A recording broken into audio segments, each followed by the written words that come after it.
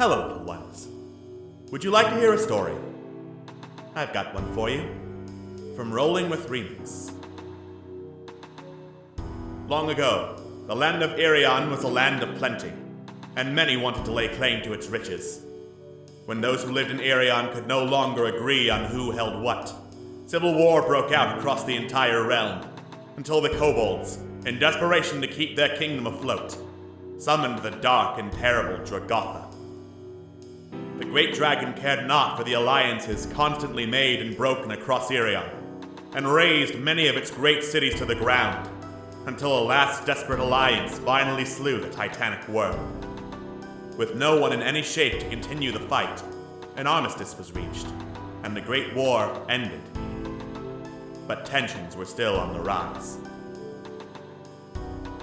30 years later, a ragtag group of adventurers, who met at a harvest festival and joined forces to look for the missing mentor of one of their band, were hired by a mysterious old man to travel to the great city-states of Irion and perform acts of heroism that those in power would not approve of. But those same acts served to heighten tensions across the land, and the old man, secretly a scheming mind flayer, revealed that once more Irion had fallen into a great civil war. Now, with militaries and dark powers on the rise, our heroes gather their forces in hopes of saving what they can before Irion once more falls into ruin. Momo, the Aarakocra cleric. You're my friend. You're my family. And I'll protect you at all costs. Corellia, the kobold paladin. I will not make the same mistakes again. Malifan, the half-elf rogue. I won't stand idle. Not while people's lives are at stake. Oh, this should be fun. Quintessa, the human fighter. You shouldn't be surprised. Everyone is out for themselves in the end. And Scam Likely, the goblin artificer. There are three constants: death, taxes, and my ability to dodge both. Unprepared though they might be, our heroes find themselves at the front lines of a great battle to save the fallen empires.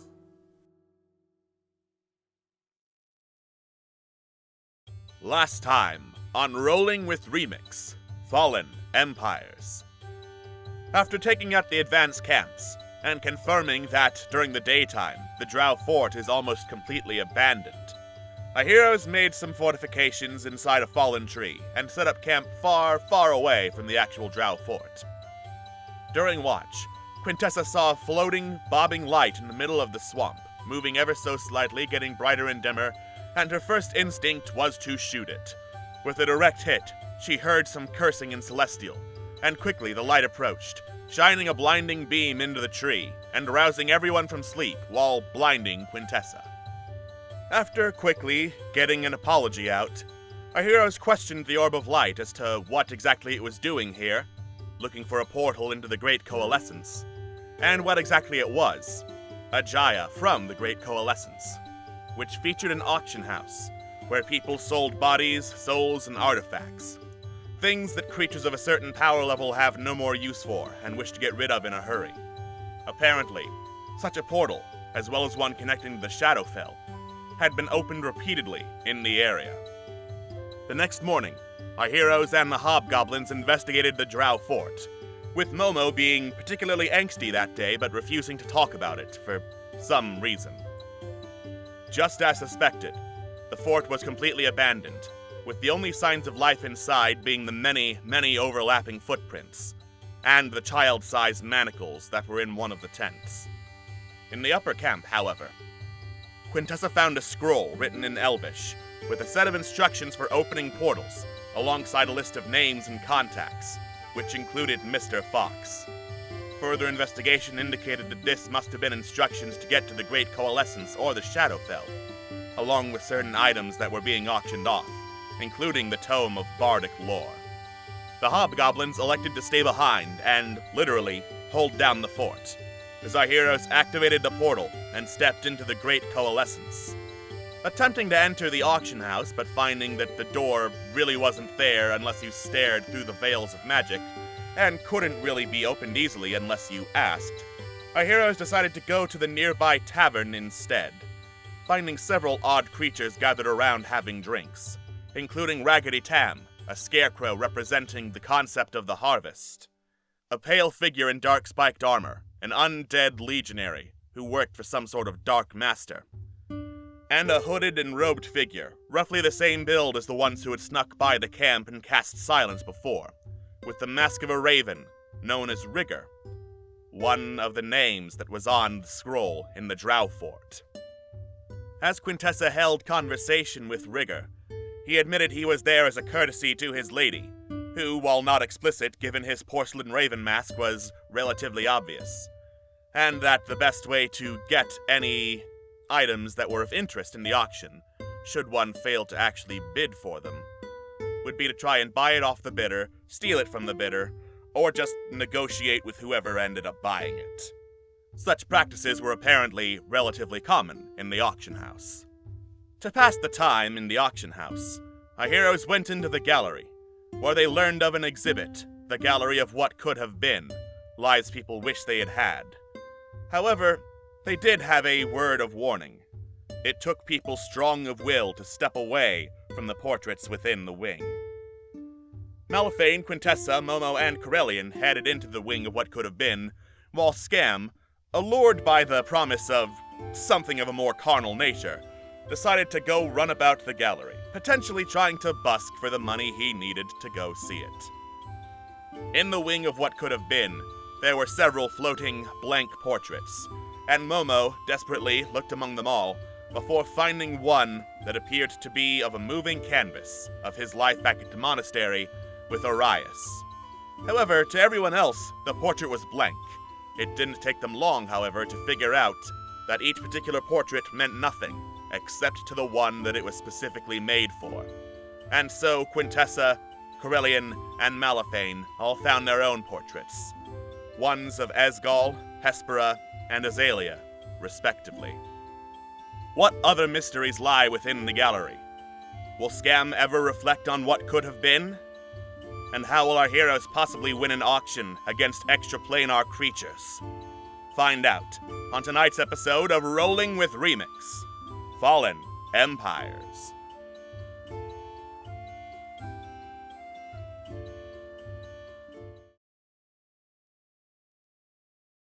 Hello and welcome to episode 100 of Rolling with Remix Fallen Empires. It has been a hell of a journey to get here, and I am so happy we are here right now. Joining me as always is my lovely casting crew of players. We have Atlas. Willkommen, bienvenue, welcome. We have Scott. I don't have a joke this session. This is just insane. Thank you for being with us this far. Yeah. We have Jojo. As Scott said during the recap, we started this 2 years and 3 months ago. We have Queen. Go outside, you psychos. And we have Xander. Why you always do me last, huh? Why am I always last, Alex? What's that? Take it up with your parents. Yes, yeah. That was You're farthest on the unexpectedly right of the list of names I have. Well, Never gonna do you I'm first. sorry my name starts with an X. Also, I've been here since February. So. All right. You have. Yeah, so get crunked. I guess we're getting crunked. Anyway, this is the last week of Camp Streamix, where all the various teams here on Internet Remix are competing to see who can get the most points. We already have enough bits, which is the easiest way to give points, to fill that Deck of Many Things bar 7 times over. Oh if you want to give us God. more, go Please, ahead. it's the last chance. Yeah. That being said, the first part of this episode is going to be pretty emotional and pretty roleplay heavy, which means we're not going to be drawing cards to ruin the mood for a bit until, we're out of that part of the gallery. Thank you for your support. Please understand. Would you like a reminder when we get to whenever that is? Yeah. That'll I'll be let fine. you guys know when you'll know when we start drawing cards, but thank you guys so much for the support. Yes, this has been quite a ride. This has been the most intense fantasy journey I've ever been in, and I've loved every single second of it. Here, here. It's been alright, I guess. Shut up. All right. You have no idea how many ways there are I have to kill you in the Great Coalescence Twins. Oh I've dear. seen them all. They're terrifying. TVK. Anyway.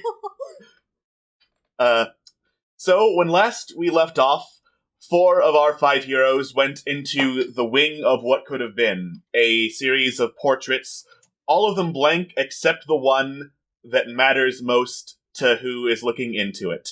Scam did not go in there. Scam went off to the rest of the gallery to busk for money to get into the really good pornography section.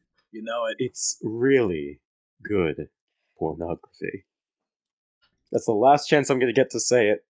Yep. You said that about 5 minutes ago. But the audience was not here for it. And neither am I. Moving on. So, the first one to look into a portrait, and really the first one to just make a beeline for this particular part of the gallery, was Momo, looking for a portrait of his now deceased master, Arias Emiclu. And he found one in the form of like this moving canvas that looked like his life back at the old monastery across the seas from Irion, in the middle of studies with Arias there. And the portrait is like so vivid to you that like your perception shifts and you find your consciousness like in the middle of that scene. And snap to as Arias is talking to you and saying, "Are you listening, Momo?" Of course. Good. Oh, just in Good. case I wasn't. What were you saying? Well, if we're going to make this just in case, I was asking you to name me the 6 major city-states of Irion. Well, there's Demdor. There's, Ashnalora. There's, he kinda looks back and forth to try and remember because he hasn't been studying. There's, Modil. There's,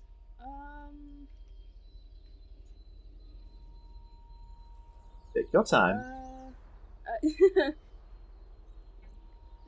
Port Morandu? He's been nodding to everyone so far. There's,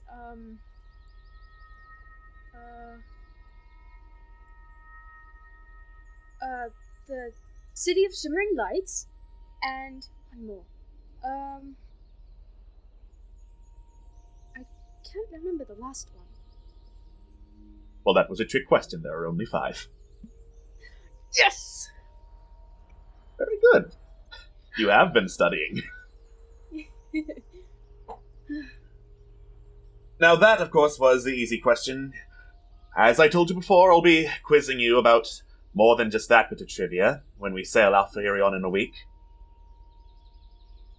Where in Irion will we going again? Yes, we'll be landing in Port Morandu. The City of Shimmering Lights does have docks, but they're a little bit harder to get into. Port Morandu, well, I say they accept everyone, but I hope you do not take that to mean they have no standards.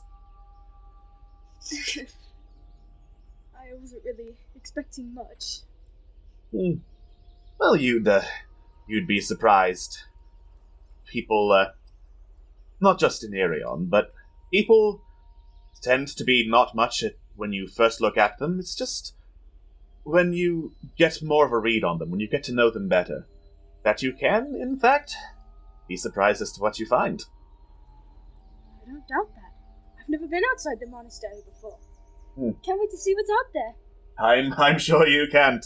I'm sure you can't wait to spread those wings of yours, metaphorically speaking, of course. We remember what happened the last time. He kind of stretches out his tiny little wing that hasn't really properly grown yet. Yeah, that was rough. You're Never lucky again.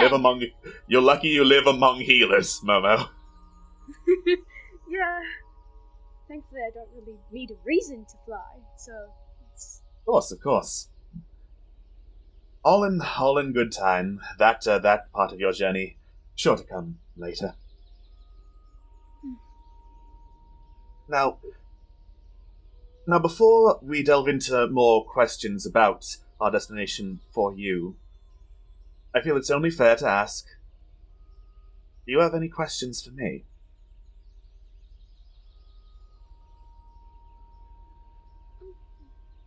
As you know, my memory has been a bit foggy since I haven't been sleeping that well, but why are we going again? Well, Irion is a land of many things, but in religious matters they are a bit, let us say, closed-minded. Worship of Malil is fine and dandy here, but across the seas, you'd get a bit of a confused look. We're there to spread the message of the demigod of song, Momo. What other religions are there that they worship in Irion? Oh, quite a few. There's the Platinum Dragon. There's the Matron of Ravens. There's the Lord and Lady of the Elves. And I'm sure they have a few more primal, ancient gods and goddesses there. The ones specifically that were gods of other races. You see. As far as I'm aware, the elves and the dwarves are the only real holdovers of that, discounting the Nereid, which get into elemental territory, and that's not my area of expertise. Will there be other Aarakocra there? No, Momo. There will not. I can always hope. Sometimes that's really all you can hope for.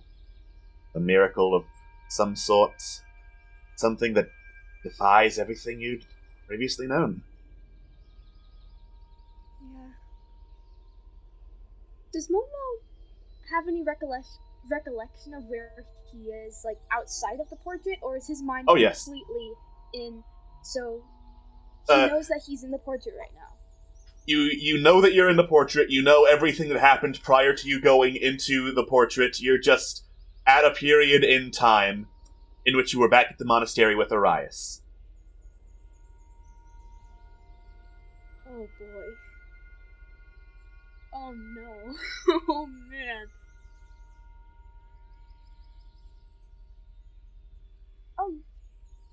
Arias, aren't there any other places we could go that are in need of the glorious word of Malil? Are you getting cold feet, Momo? No, I'm just asking, like, maybe we could go somewhere else first, or a different place, or we could maybe not go to Port Mirandu first, maybe we could go to, the city of Shimmering Lights, because, I don't know, Momo, I'm not exactly a man of means. Getting passage on a trip that goes all the way out to Irion took quite a bit. Rebooking. Who knows if we'll ever be able to leave then.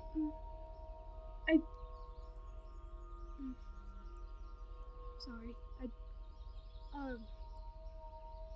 He kind of starts scratching, like, holding both of his arms together, just,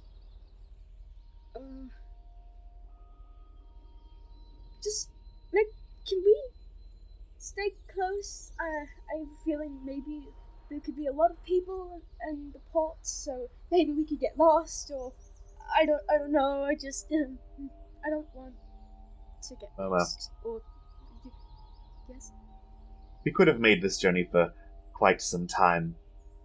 I just wanted to make sure it was you who was ready for this.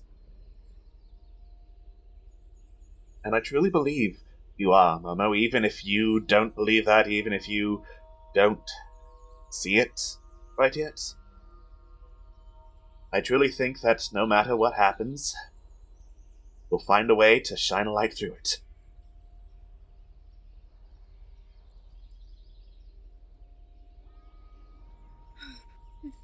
If that's what you think, then of course you have my undevoted trust, and I believe you.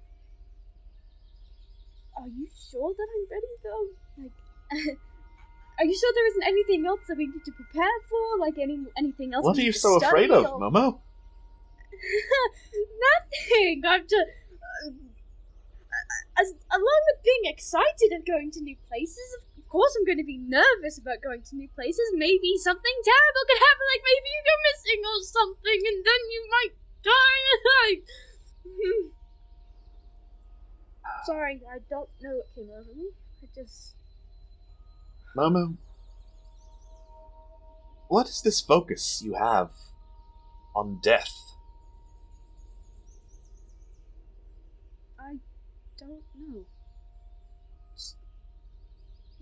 I guess You I'm treat it as this terrible thing, this all-consuming force, this recurring nightmare. Death is a part of life, Momo. We're not made to live forever. I know. It just seems like it never takes at the right time, you know? Like, maybe sometimes it takes too early, or takes too late. I don't know. Just, it's always unexpected. And... Always. But I'm an old man, Momo. I've lived a full life. And in all that time, I have learned many things, but I'll share 2 of them with you now. Firstly, trying to choose when, where, and how you die, well, that's folly. No one truly gets that knowledge. Not in the realm of man, anyway. And secondly, Momo,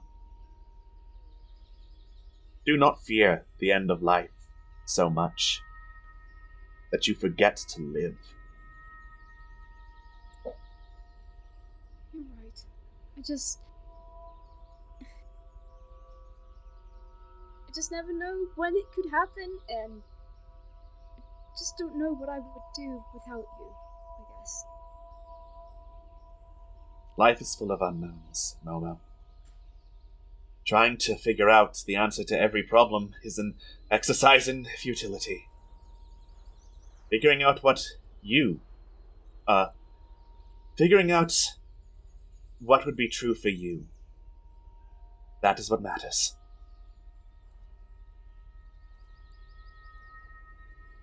He kind of thinks to himself. He thinks, just, I don't know what's true for me yet. I feel like I don't even know myself. I'd say that taking a journey, excellent way to learn. Yeah. Just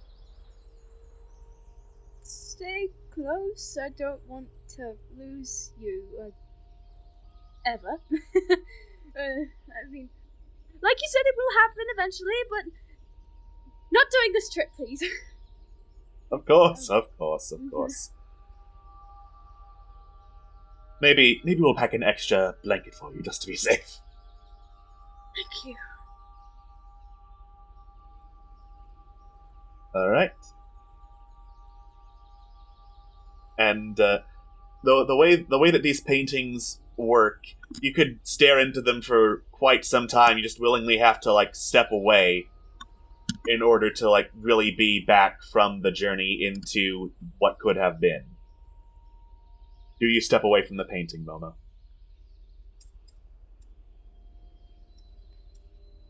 Yeah, he does. You let the memory, or the memory that's not yours and yet feels yours at the same time, rather, drift off as you take a step back from the painting, really, really appreciating what it had to say to you. Quintessa? Oh, yeah? man. Your portrait was at an archery range next to Esgal, and you come into focus right after loosing an arrow and striking an apple dead on. Esgol peers over your shoulder to double check. Right, well, that's 10 out of 10 for you, and 6 out of 10 for me. You win again, surprising no one. Exactly, as to be expected. You know, they have things to shoot here that aren't apples. Yeah, but you have to be intending to aim at them, and you weren't. I am going to get you for that one day, just you wait. You say that every time. And every time I mean it. We just haven't gotten to that day yet. God, your test. I know. It's one of my many redeeming qualities. Yeah, one of the ones I like about you. Well, go on. You said one of, name a couple more. You always keep me off my feet. You always make me laugh, even when I don't want to laugh.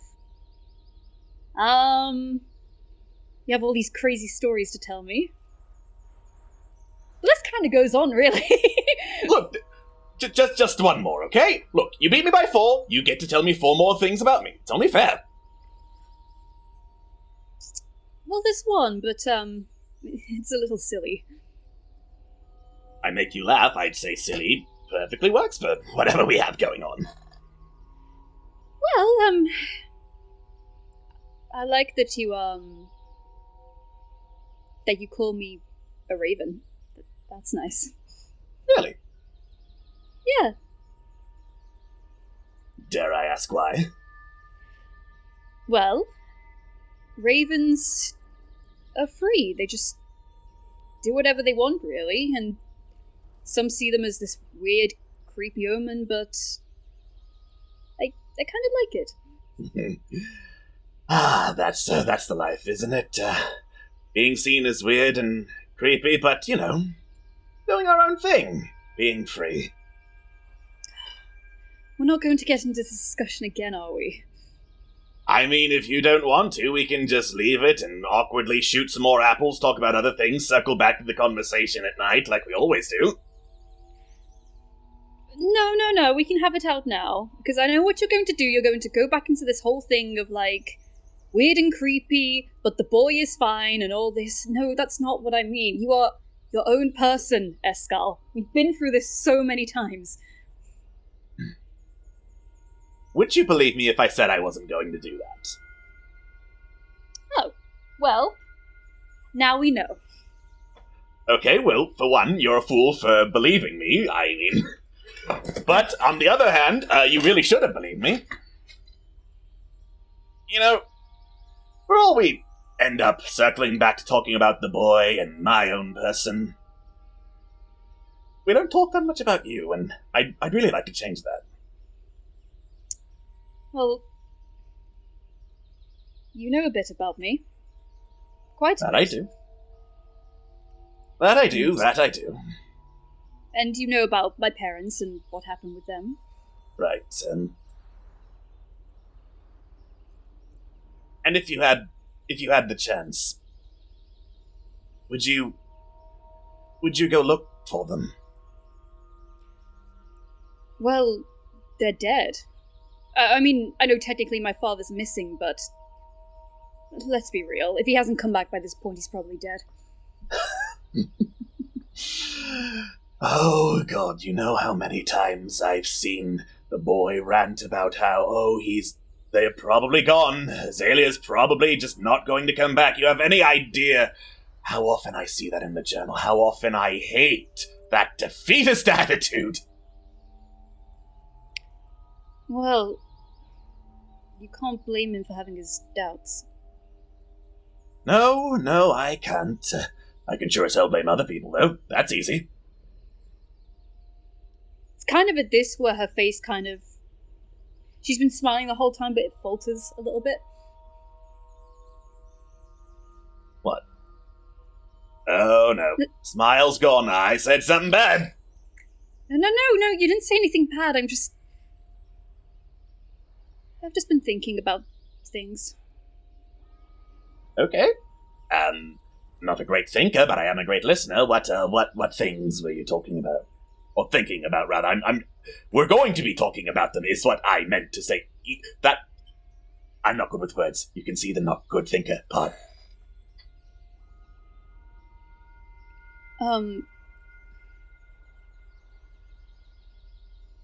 Eskel, what would it take for you to leave me?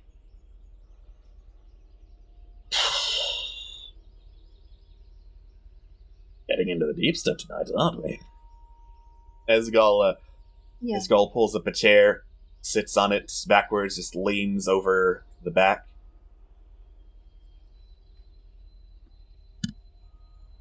Desperation. Desperation and frustration. Freedom is one thing, but if the world just seems convinced to deny you of that freedom, to prove how unfair everything is, how everyone just looks on you with disdain because of your life circumstances, and there just seems like no way out, I'm not going to lie, Tessa. I'm not going to say I'll be the perfect man who never does anything impulsive, because it's me. It's me. And I'm not saying that as an excuse. I'm not saying that as, oh, you've got to forgive any rash decision I have made, or will make, or am making right now. I'm just saying... Sometimes I might hurt you. And it will hurt me to do that, even if it doesn't look like it. There is a heart in here. Somewhere. I was about to make a joke. You're probably not in the mood. God. See, we go back to this point. You always make me laugh. No, this... You're right, this isn't the time for laughing. This could be the only chance I could tell you this.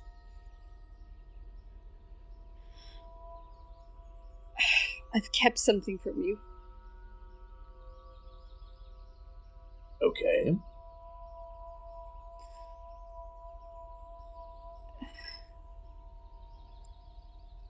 Before I met you, I was traveling with someone else. And he looked after me for about a year and a bit. But we do underhanded things to keep ourselves alive. But I left because we killed somebody. And I can't forgive myself.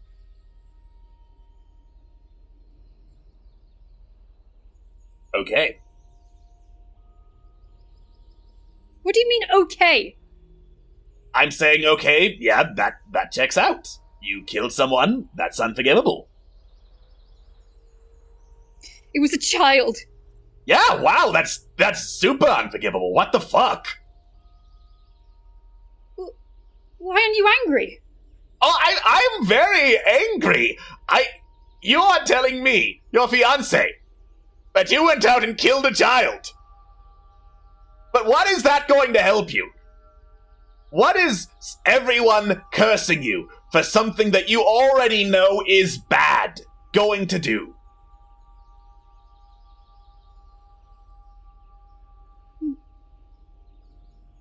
But I thought with your code... Yes! Yes, I hate this! I hate this a lot! I am having a lot of trouble here trying to put together, oh, this is the woman I love. Oh, you killed a child to keep yourself alive. That is not okay. That is never going to be okay. But you know that, don't you? You knew that before you ever met me. You're going to know that long after I'm gone. What? What am I going to add to this?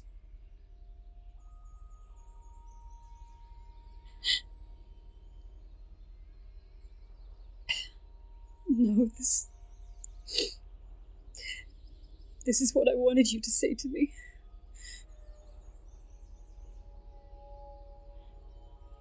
Because I couldn't tell you. This is just what I want you to say. This isn't... I don't know if you'd really say this. Okay, now I'm a little bit lost.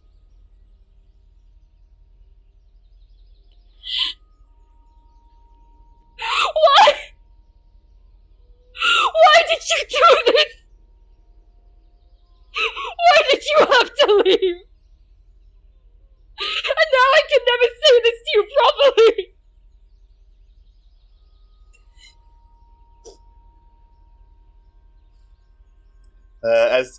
As you break down, Contessa, Esgol quickly gets up off the chair, scoots it around so that you have somewhere to sit down, wraps an arm around your shoulder. No, I don't need to sit down. Okay, I do not care. You're going to sit down.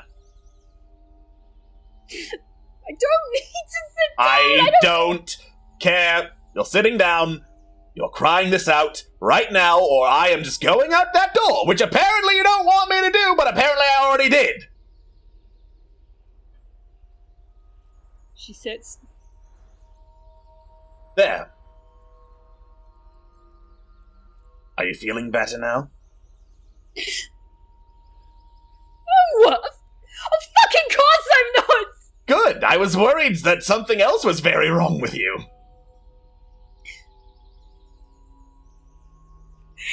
This is so stupid! I don't know if this is what you really feel, and I'm never going to fucking know! I can't keep pretending this is all gonna be okay because it's not, because you're gone and this isn't you! As you say this, the world around you shifts and shimmers. The fact that everything is made out of just brush stroke and paint becomes more obvious. Everything just looks less real, less meaningful. Esgol looks down at himself. I grip him as that happens. You feel nothing but paint on your hand. Oh, fuck! Oh, shit. Yeah. Esgol sighs. There you go again, Quintessa. With that defeatist attitude.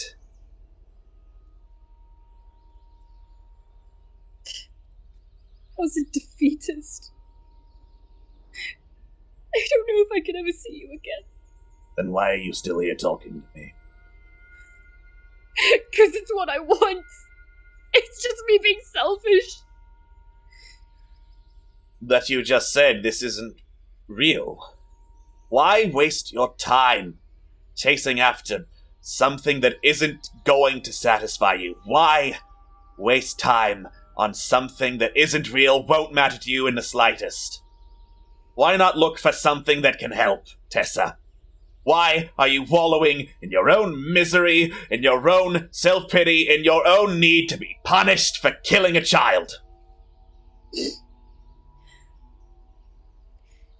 Because I'm not the only one that needs you. Malifane still needs you. Then for his sake, if not yours, don't stop looking.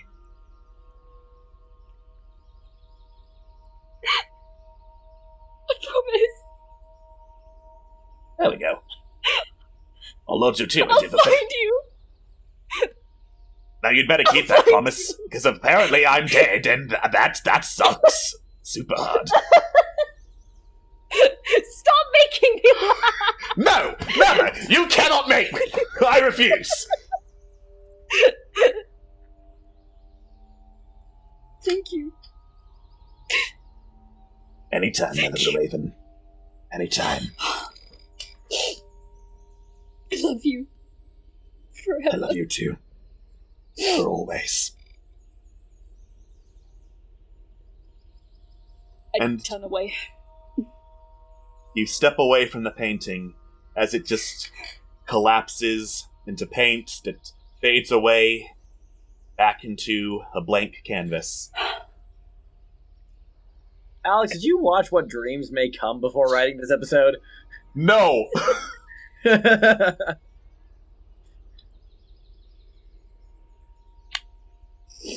Wow. I will say I watched the adaptation of For the Man Who Has Everything in Justice League nice. Unlimited. Nice. The whole Paint World vibe was giving me serious what dreams may come sensations. Corellian, your painting is of you and Hespera, your wife, in this field of roses and wildflowers, in the middle of a clearing, and your focus slowly drifts into view as you look around. The sun overhead is starting to set. Hespera turns to you. Well, good afternoon, sleepyhead. You know me. I mean, getting up so early is a real chore, don't you know? I only do it for very special people. Of course. I'm so glad I've earned 4 in the afternoon wake-up time.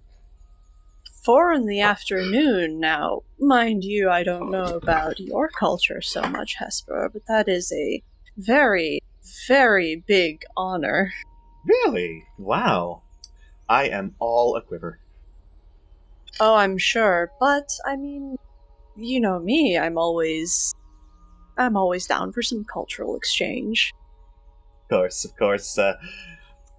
One of these days, you know, when you aren't shrinking away, recoiling in terror, I'll show you what an actual sunrise looks like. I wouldn't call it shrinking away and recoiling in terror. It was shrinking away and recoiling in terror, and you know it.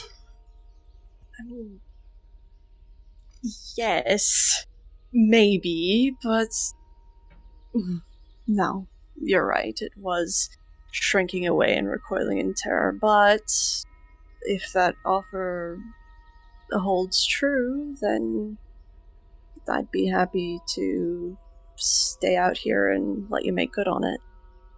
Of course, this is a real special place. I know it looks it looks a little bit overgrown, but trust me, sunlight through the canopy just strikes the flowers just right. Nothing like it. No, nothing like it at all, Carlian says, not looking at the flowers. So, why did you want to meet here of all places? You know, this is really the place where I feel most... I don't want to say at ease. It's a little more complicated than that, and I'm not quite sure I have the right words for it. It's just... Here is where I feel I am together with something more than myself, with someone more than myself. Here's where the universe wants me to be. Words are overrated, but I think I understand what you mean. Like, something is finally slotted into place, like things make sense. Mm-hmm. Yeah, there, something like that. Yeah, exactly.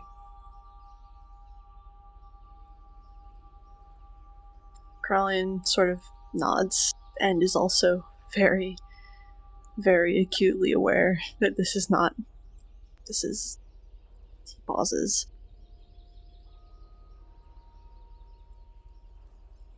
You know, I think I would give anything to stay here. Right here for the rest of my life. It's just perfect. Hespera is silent for a little bit. Just positioned to look over at you. Okay. Something's up. Well, I mean... Yes, something is up. You can always read me like a book, or like a crude carving on a wall. It's not like I'm that complicated. You wear your emotions on your sleeve, Corellian, which is I- amazing because you're a kobold. I can't help it. I mean, around certain company, I just can't help but be genuine for once. Of course. Well, I'm waiting for you to be genuine with me.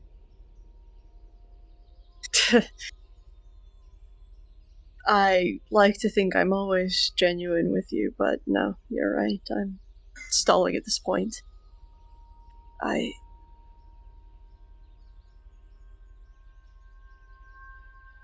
Esper, I don't know how to... If this is, hypothetical, this is something that may never happen, but I've been hearing... Carlin stops and just... I don't really... there's so many things I could ask, there's so many things I could tell you, but I don't want to leave this, I don't want to ruin this, I don't want to break this. Espera Feels... slowly tilts her head. You've been here before, haven't you? I have been here before. I'm not real, am I? No. She leans back into the flowers. Thought so. Carlin sort of hesitantly picks his way forward and leans back at her side. Do you want to know what happened last time I was here? She looks over. Your eyes say it all. Carlin nods. Yeah. You always could read me like a book. Emotions on sleeve and all that. Or crude wall carving, let's not forget that. No, of course not. As primitive as it gets.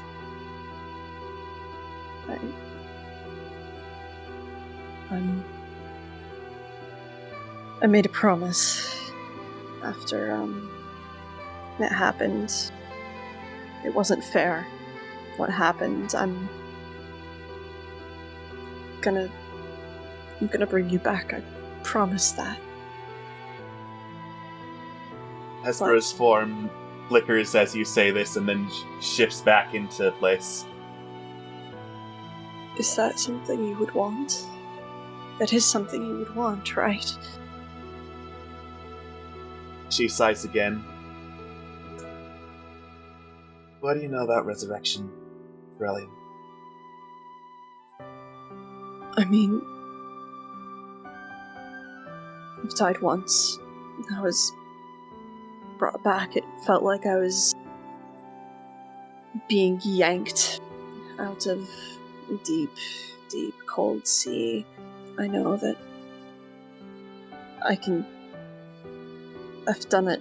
I can do it. But I know when it comes to time and the soul, and it's complicated. The soul has to be willing, doesn't it? Soul has to be willing and the soul has to be free.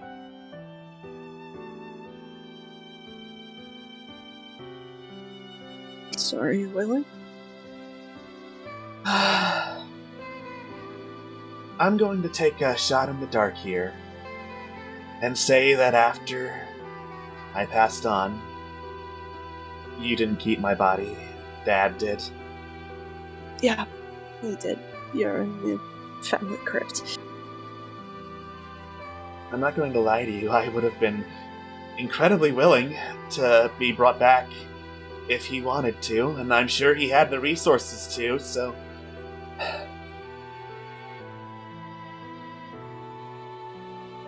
So, you're not free, perhaps, is what you're saying. I doubt it. So what the seer Demdor said was true. I kind of wished it wasn't, and the Night Serpent, the darkness, the dreams, I'm sorry, Esper. She's quiet for a little bit.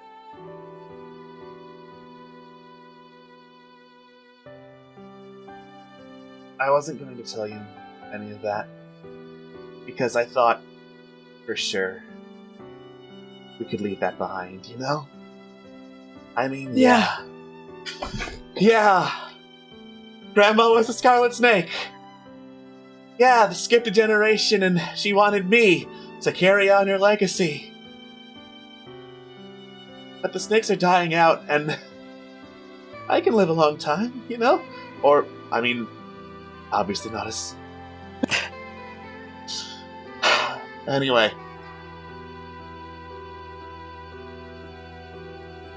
Even if worst came to worst, I want you to know something.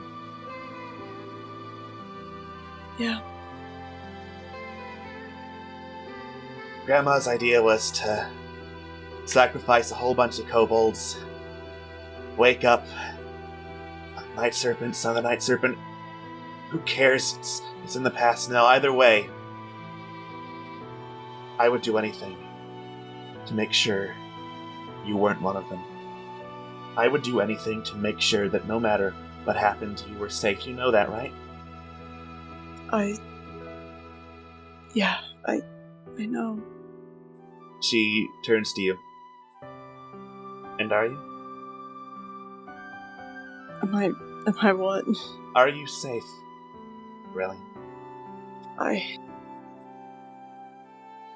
Well, that's good. It would be a huge waste of time if both of us did it. Yeah, I... Definitely... No. You know, what happened when you died, it was supposed to be me.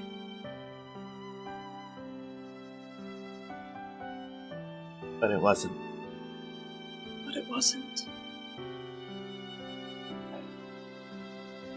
Life has a funny way of veering straight off course from what's supposed to happen, isn't it?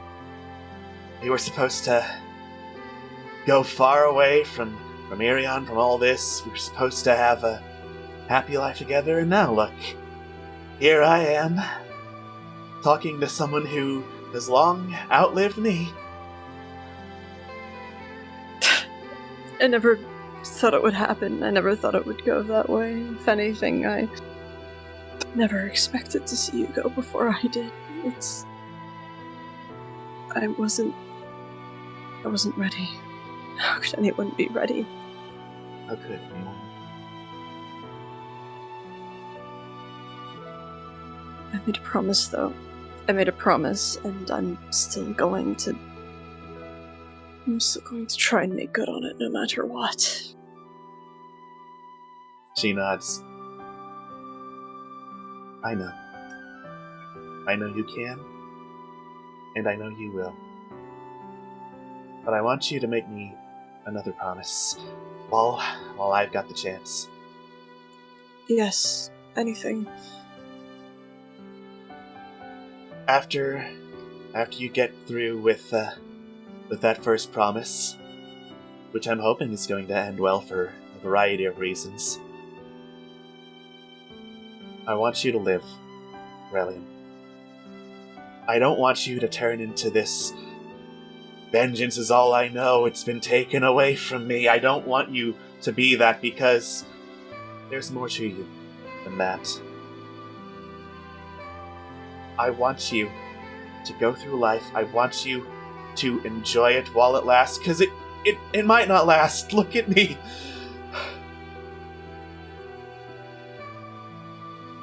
But I just want you to promise me that you will, okay? I'll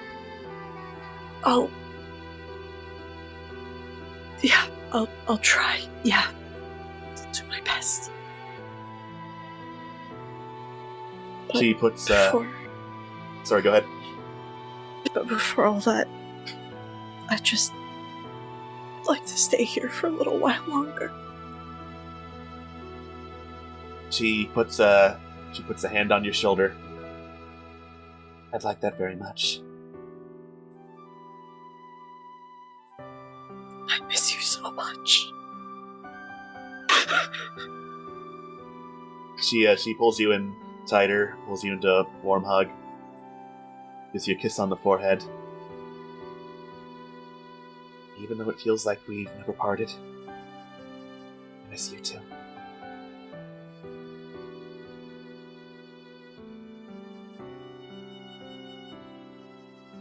I'll come find you, Hespera.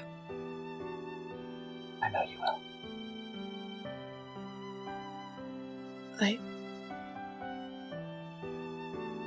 I think I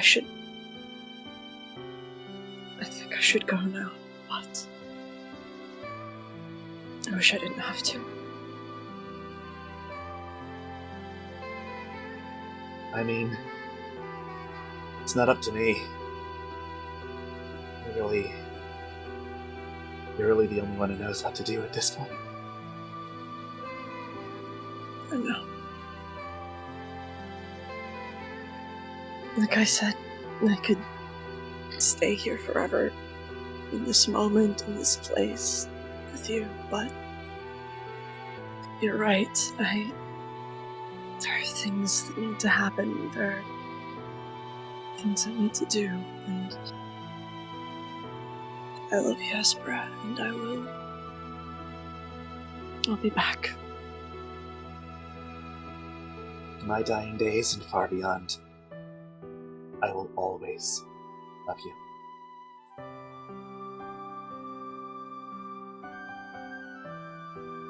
Crowley takes a step back, and another step back, until the flowers look like paint again.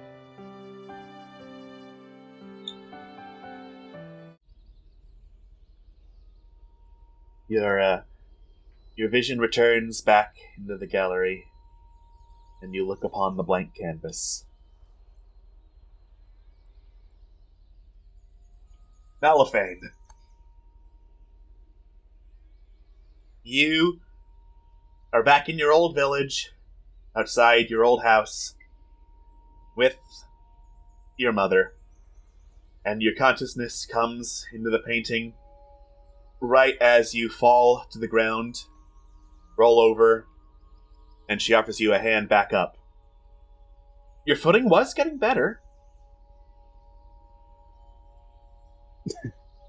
You're certainly not going to let this slide, are you? No, I am not, she says, pulling you up. What is this? 50 duels now, and you've won at least 3 out of 5 of those. 3/5 of those. At the very least. And I'll admit it right now, since it's a special occasion, at least 1/5 of those I was going easy on you. So you say. What? You don't believe me? Come on. We can see. We can see in number 51. Oh, what? Seriously, right now? Right now, if you're so up for it. Oh, absolutely, come on. Alright. You once more grab onto your practice blade, get into a dueling stance. Azalea is ready for you. You know, you never did exactly tell me where you got that blade of yours. This one? That's the one? That's the one. Oh gosh, was this from the Dragon Sword, or... No. I got the rest of my stuff from the Dragon Sword. Same one as the boots? That's the one! God, I haven't heard that story in a while. It's a great one. Remind me to tell you over dinner. Your father never gets tired of that one either. Oh, God.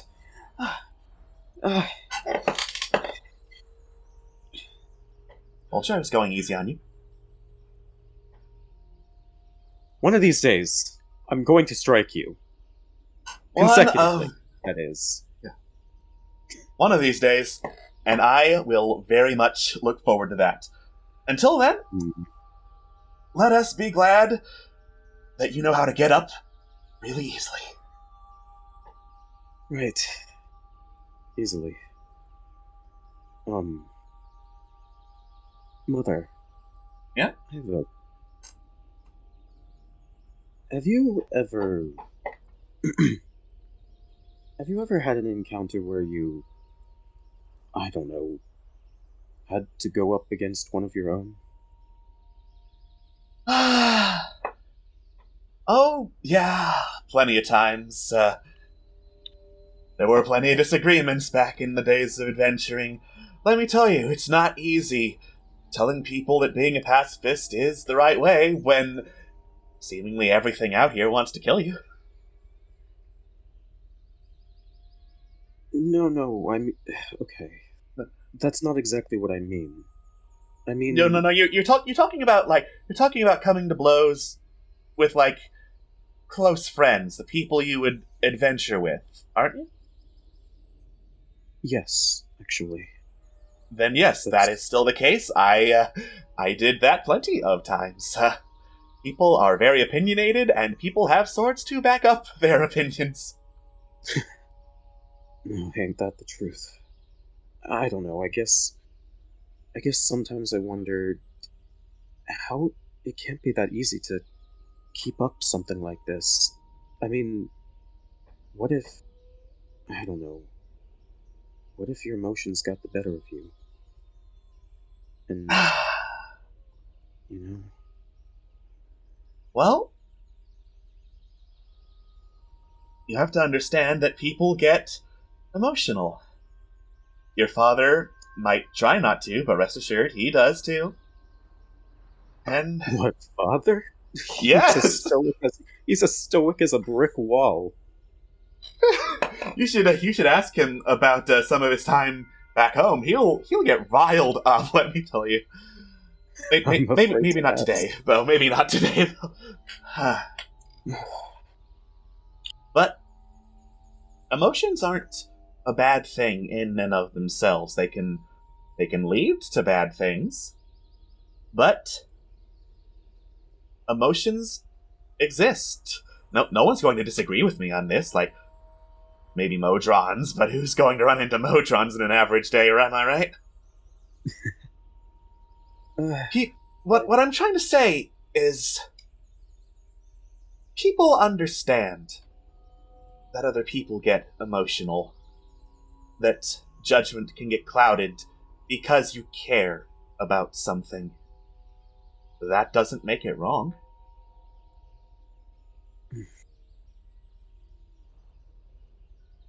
I guess not.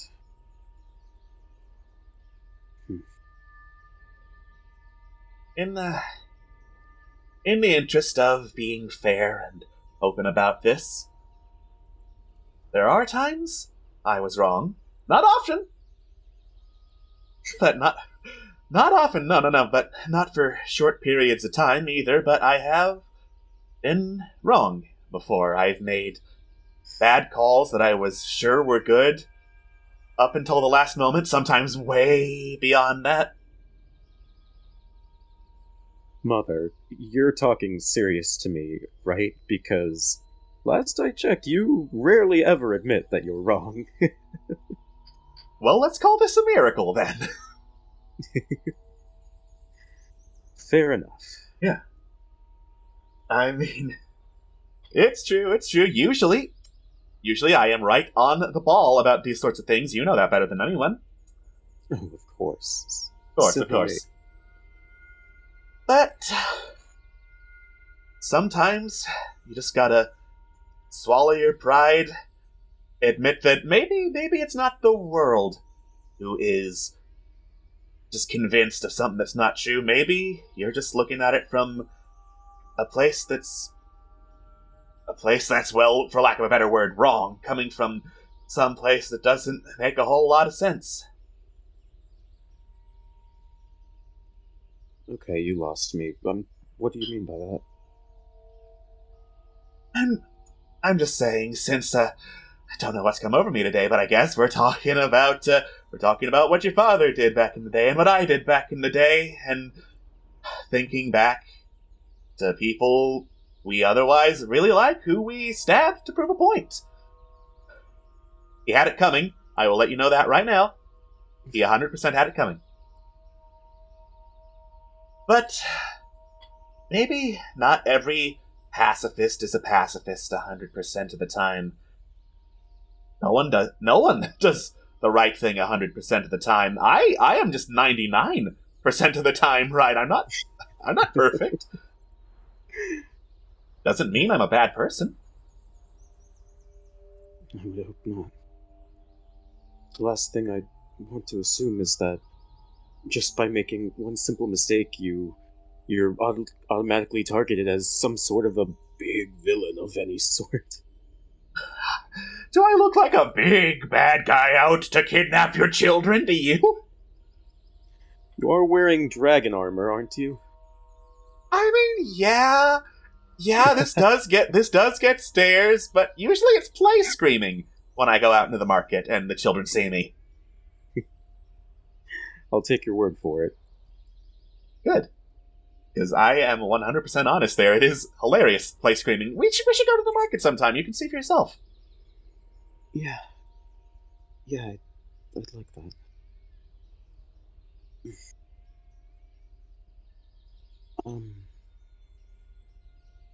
Yeah.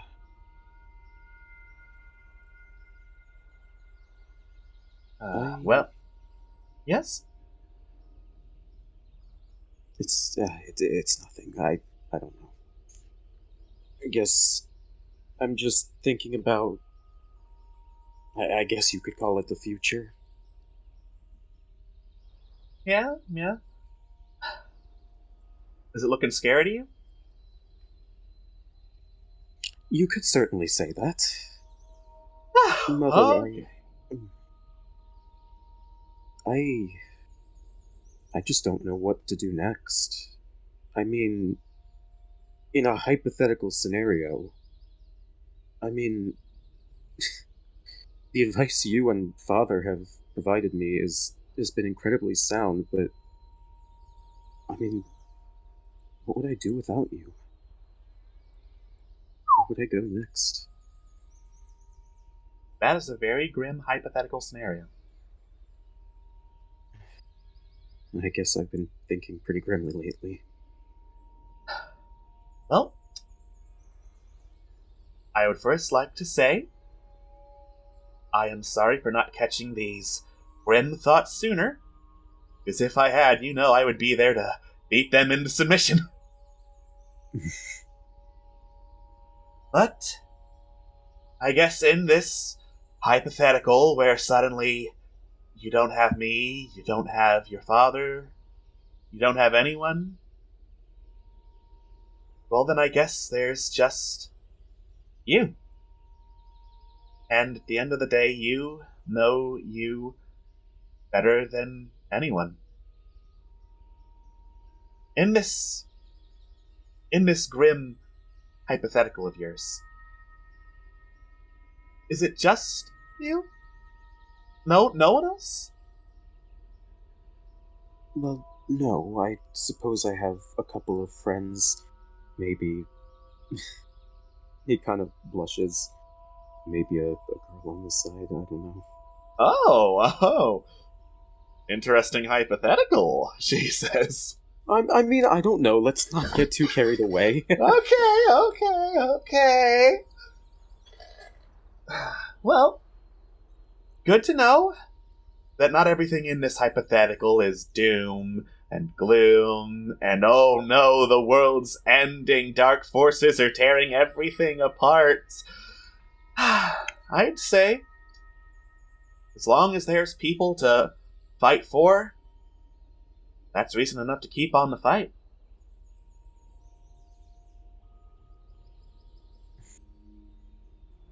I suppose.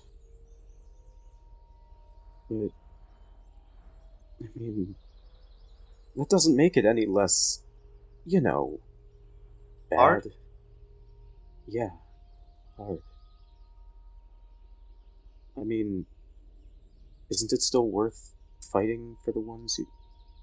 I think I just answered my own question. I think you just did, yes.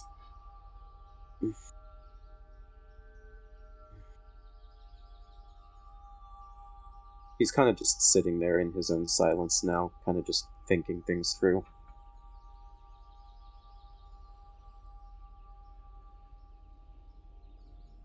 I just... Sorry, were you going to say something, or... Oh, no, I wasn't. Okay. In that case,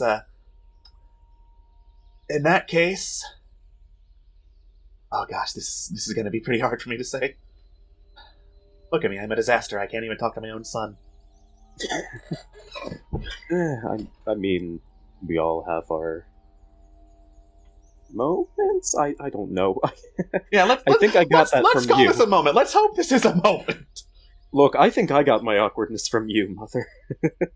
Absolutely. If you got it from your father, you'd just be like, okay, throughout this entire conversation. But if the worst does happen, if I'm not there, if your father's not there, then I still think you're going to be okay. Because there's always still going to be someone worth carrying on the fight for. Whether it's a girl or not.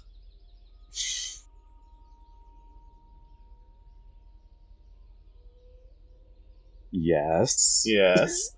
Move on, please. Okay.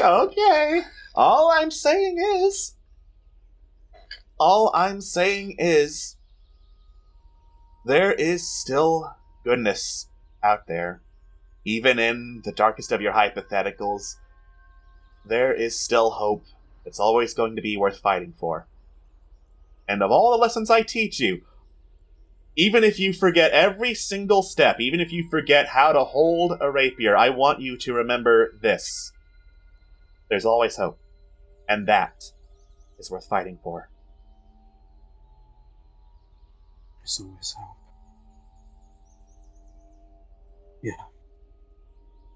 Yeah, I think you're right. I know I'm right. I'm your mother. Okay. What? Am I wrong? I'm wrong. Come on, tell me I'm wrong. No, you are very much right, just as you always are with at least 95% of what you say. 99! No, I will settle for 95 and no more. Oh, those seem like fighting words to me. You want to go another round? I'll fall down as many times as I want. I am 100% up for it. Round 51 it is, then. 51, here we go.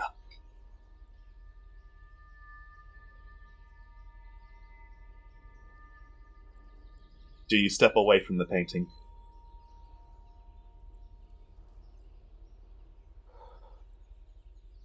Hesitantly, but yes. All right.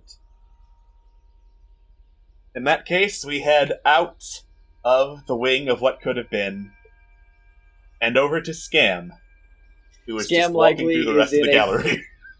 Scam likely is in a folding beach chair with his arms tucked behind his head and Jabidi giving him a pineapple drink.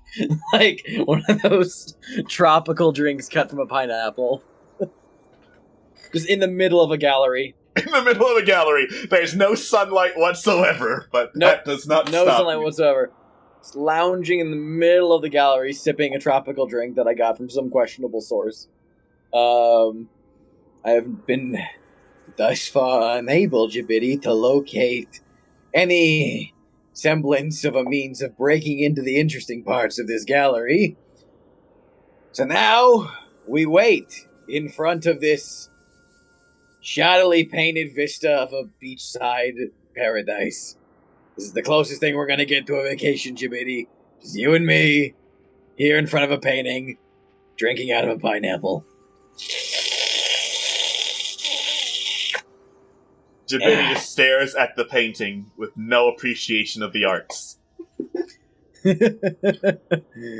I mean, look at this thing.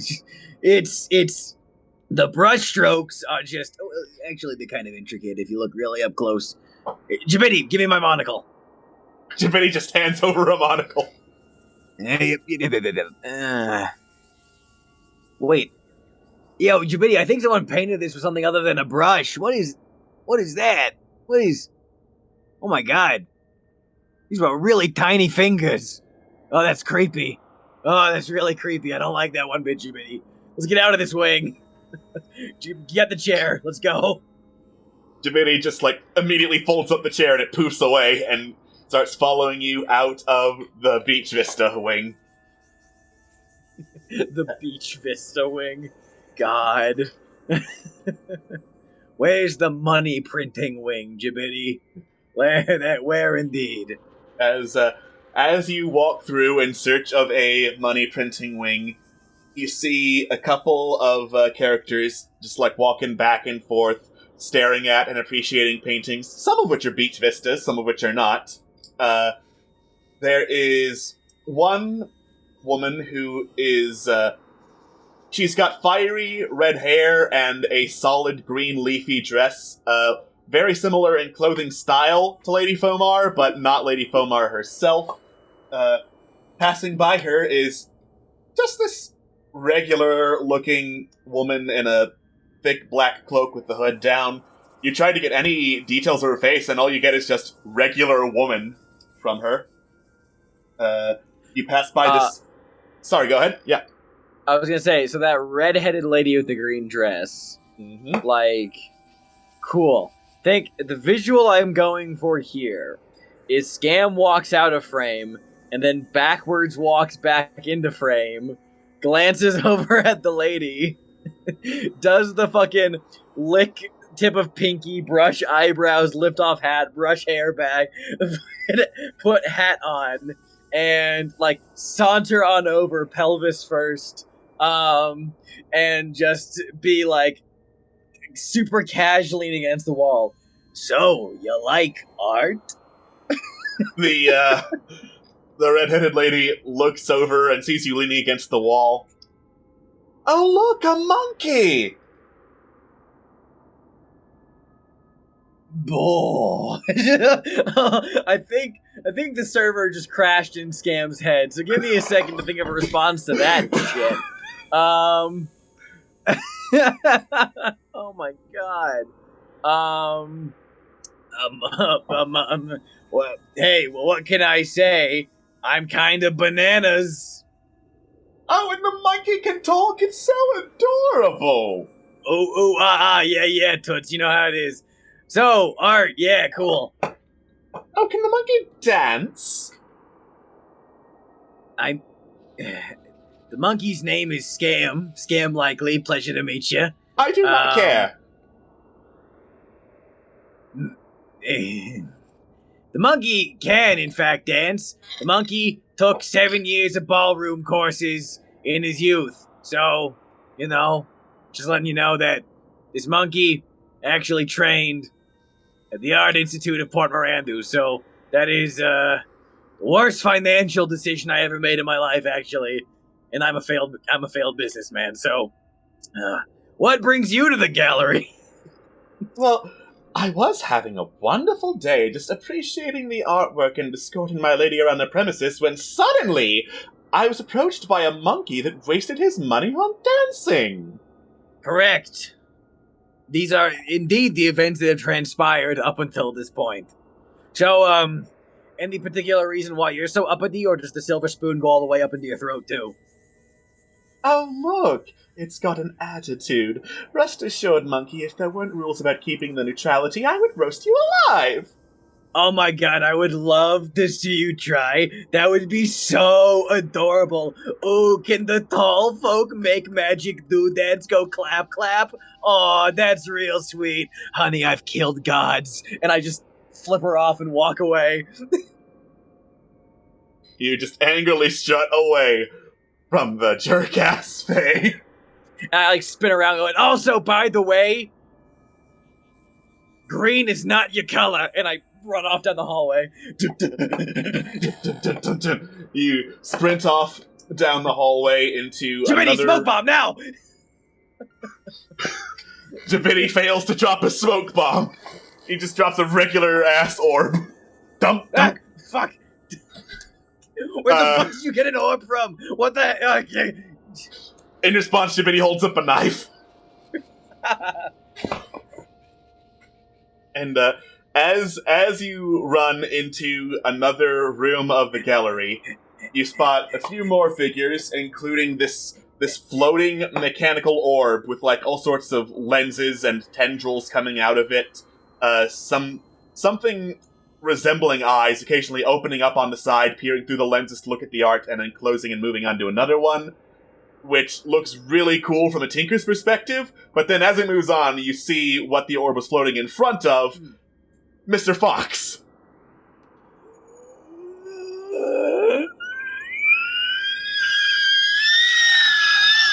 Did someone leave the kettle on again? It's cartoon style, just Scam's head, the red fill up, and then the steam goes out of his ears. Oh my god. Okay. And is Mr. Fox just appreciating the art? Mr. Fox is just appreciating fine art.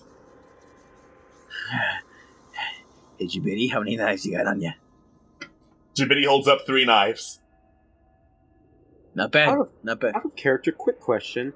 What happens if we draw the demon's lantern while we're in the presence of Mr. Fox? That is an excellent question. Speaking of which, you feel a surge of chaotic energy, Scam. Oh, Disappears good. and reappears behind you. Nothing personnel. I got the big sky. Okay. What happens to me? Alright. Yeah, I think I remember what the big sky is. I'll need to double check if it's this card and not some other card. That's scary. Alright. This is the... Take it from me, kids. Organize your DM notes better. You hear this loud... Ah! As flying in from another one of the rooms is this eagle that just soars majestically through the art gallery, lands in front of you, and then its jaw just unhinges and says, "Hello, you have reached the Big Sky Messenger Service. Please leave a message and who you want the message for, and we shall deliver it free of charge." Okay, out of character, I need to think about this for a second. I'm thinking, because there's what Xander wants to do and Scam wants to do. Scam wants to, like, eyes flick at the eagle, over at Mr. Fox. Eyes flick at the eagle, over at Mr. Fox. I'd like to send a message to Mr. Fox. Turn around, bitch.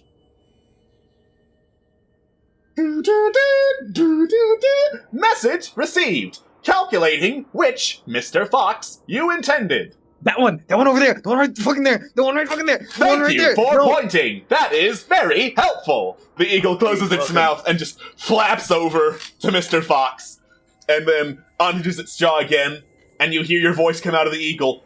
Turn around, bitch. Mr. Fox indeed turns around and sees you. I'm double flipping off Mr. Fox and frowning deeply. Hey, Mr. Fox! I got a bone to pick with you, motherfucker! Oh, I'm sure you do, and what do you intend to do about it? Stop. Okay, you. 2 things. 1, you fucked me over in a deal. Deal, really? Yes, I recall that deal. What was it that we made the deal for? Oh, yes. 4,000 gold and no more questions. And what was the very first thing you did after we agreed to those terms? I fucking hate your kind so much with your literal contracts and loopholes that can't be manipulated. Nothing peeves me off more than ironclad bureaucracy. So, look, you're gonna listen. That aside, you also stole a book that means a lot to someone who means a lot to me. Really? Yes. Well, as I recall, you offered it to me, so you gave up your right of ownership. As I recall, Mr. Fox, I believe I had used the words, if you appear right now, I'll give you this book, and you didn't, so therefore, forfeit. Loophole, bitch. Well, I'm sure that we can find a court willing to settle this. Oh, yeah. How about the court of my fist in your dick? You're most certainly welcome to try, Scam White. How about I come down where you're from? Where's that? Gehenna, I assume? Whatever lower plane you lurk on? Some of those, the abyss, the hells? Who cares? How about I come down there and rip your throat out? See you reform after that. Oh, I'm sure you must think you sound very intimidating right now. You don't. Oh. It's a little adorable, honestly. It's the fucking second time someone said I'm adorable today. God damn. Okay, look. I see this going one of two ways. Yeah, we can do this one way or the other. The easy or the hard. But both, it's a trick question because both are hard. But look,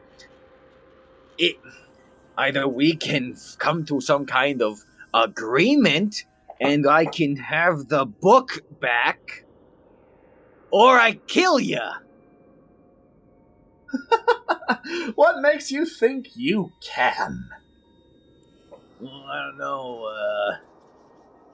lifetime of bad decisions, homicidal tendencies, a real addiction to drugs that makes my magic more unpredictable than it actually is, and, top it all off, I'm kinda crazy when it comes to people who fuck with my friends. So, you do what I say, or bitch, I'll cut you. Or rather say, Jabidi will do the cutting, I'll watch. Well, by all means, try. Well, so circling back to the first option, which was the negotiation part, because I'm not afraid of you in the slightest, just really gonna circle back to that one. So what the fuck can we do here, I want the book back. Now, do you I don't want to pay for something that you stole from me. Now, do you want this book back for you or for your friends? I want it back for the people I care about who are really mad at me, and I want them to stop. Well then, Mr. Fox snaps his fingers. You know, his spell list says he has Hold Monster, but it's not actually in here, so give me a second. Don't have a spell, he can't cast it. I'm untouchable. Start voguing in the middle of the hallway. I'm sure you do.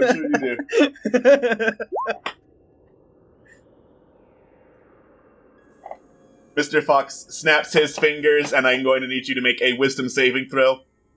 Ah, fuck, this is my dumb stat, no! You sure it's a wisdom saving throw? I'm sure it's a wisdom save.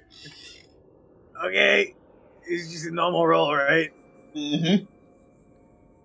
Okay. Okay.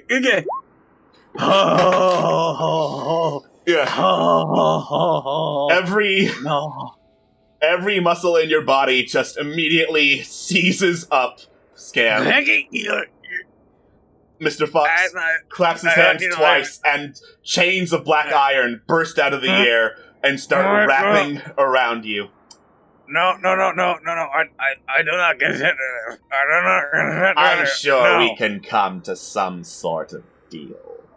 What sort of deal? Can maybe unchain me first, and then And we're going to cut away over to the wing of what could have been as everyone steps away from their painting. God! Alright. I think, like, when Quinn realizes that she stepped away, she just, like, aggressively wipes her eyes just to get rid of them quickly. Not the eyes, just the tears! Yeah, wipe away your fucking eyes. I hate my eyes! I don't want eyes anymore. I don't need these things. What are eyes even good for? Aiming? No. Fuck that. Trying and seeing the horrible things that you make. No. I got a little deep, I'm sorry. But yeah, she'll, like, get rid of her tears, And she'll turn back around to see if everyone else has stepped away. Momo kind of blinks, and he looks back, and he's gonna try and like reach out to it to try and go back. Nope. It's a blank canvas now, Mama. No, wait! I'm not ready! I need to... Please! I didn't get to say anything else! Did you say what you needed to say? I didn't say anything!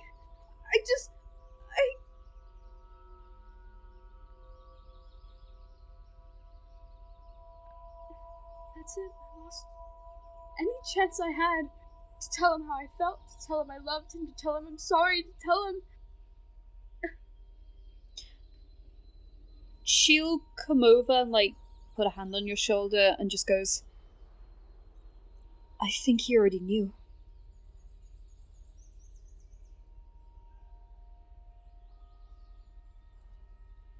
He'll take a deep breath and just...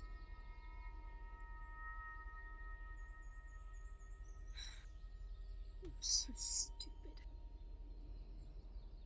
Get out of here. He'll try and wipe the tears away from his eyes after that little panic he just had.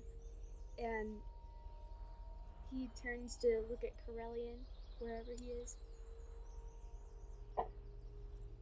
Corellian still, like, was backing out of the painting, so I'd probably say that he, like, bumps into you as he's stepping back and then jolts back to reality.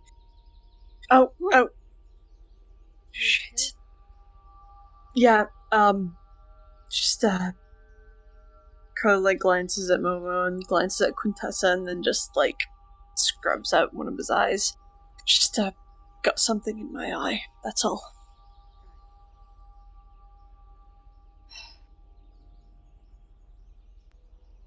Where's Mal?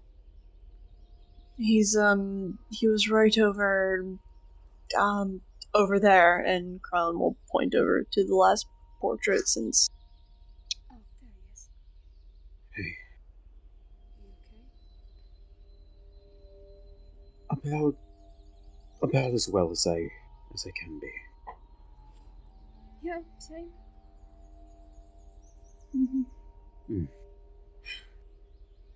You're right, Momo. We shouldn't waste any more time here.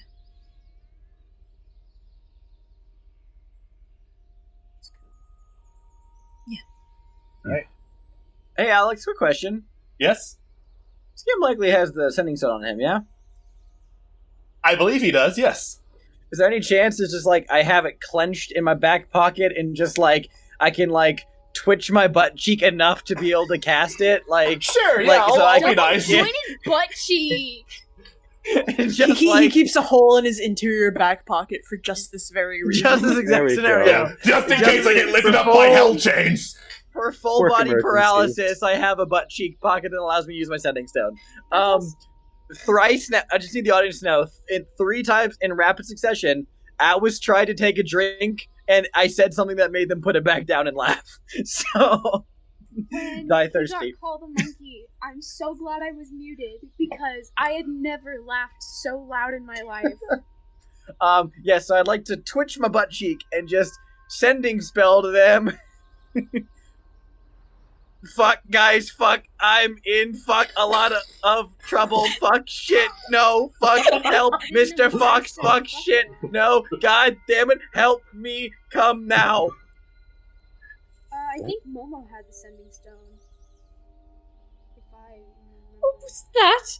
That's some really good, out of character, some real That was a scam. We out need of to character, find him that now. was some really good pornography is what it was. God damn it. God damn it. Little do you all know about my side gig. Oh, God. Stop! No! I didn't know Mr. Fox was a cam girl. He has an OnlyFans account, dude. Yeah. Is it called Foxy? Yeah, enough people asked me to show paws that I figured I might as well monetize it. We call him Foxy Grandpa. No. Daddy Fox. We don't. No, we don't. We're moving on from this bit. Furry. We're moving on from this bit. I'm in trouble. Let's move on. I assume we're all gonna go, like, frantically search for him. Momo's leading in charge since he's the one who heard. Yeah. He's gonna start heading out and start asking around, seeing if anyone has seen a little goblin. Cool. As you do, Carillion, you feel a surge of chaotic energy. Excellent. Yes.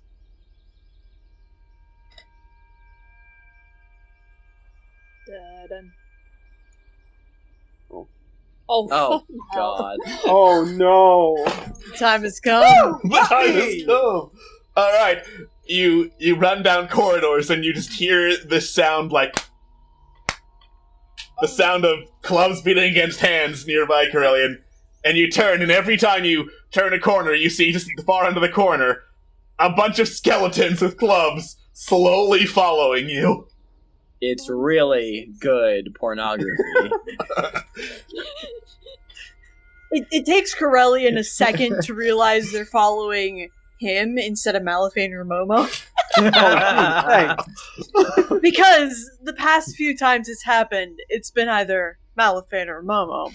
Yeah, So once Corellian, like, realizes that the skeletons are here for him, he, like, pauses, gives them a look, looks back to the rest of the party. You guys go on ahead. I have a situation to deal with, and is probably gonna go into full-off fisticuffs with said skeletons. Fuck You need to yeah. tell us Punch what's him what. with my gauntlets, you know. You go into a heap of punching skeletons as they just pile on, wailing blows upon you. Bam, bam, bam, bam, bam. What's happening? Corellian, a humorous in one hand, uses it to smack another skeleton. Just go find Scam! It's fine! Gesticulates with the fucking bone and then goes back into Mama it, puts- using it as a club. Mama puts a hand on Quinn's shoulder. It's like, he can handle himself. He really can. Right. Right, to save Scam, let's go. Let's go. Alright. You rush down. I remember you said you were looking for people who saw where Scam went, so the first one that actually responds to the inquiries, Momo, is a woman in a big old black robe, hood down. The most you can get out of her facial features, no matter how hard you try, is regular woman, who looks over and is like, you are talking about the goblin? Yes, have you seen him? He was yay tall, top hat, kind of looked a bit scummy, but that's how. Yes, of course. He attempted flirting with a fae and then retreated into that gallery down the way.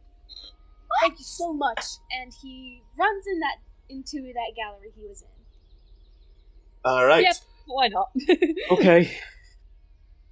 Of course. Best of luck, says the woman as you run in and you see Mr. Fox sitting on a bench sipping a cup of tea with hanging in the air beside him, wrapped up in like thick black iron chains, is Scam Likely.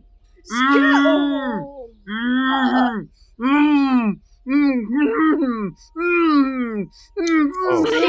did you do? Oh my god. What did he do?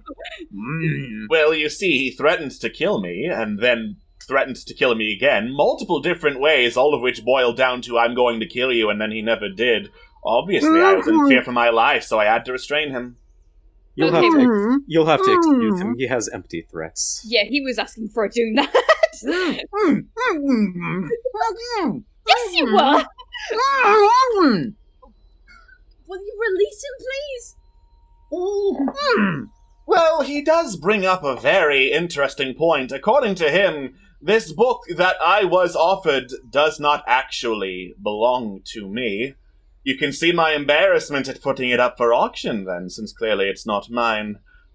That being said... What do you want us to do about it? Corellian, I'll say at this point you come in covered in bruises from fighting skeletons. Carl, like, wipes their forehead and then casually tosses a bone aside, takes stock of the situation. Alright. If one of you know silence, I would appreciate you casting silence on this man. Just for flavor text, I'm going to shoot a sleep arrow at him.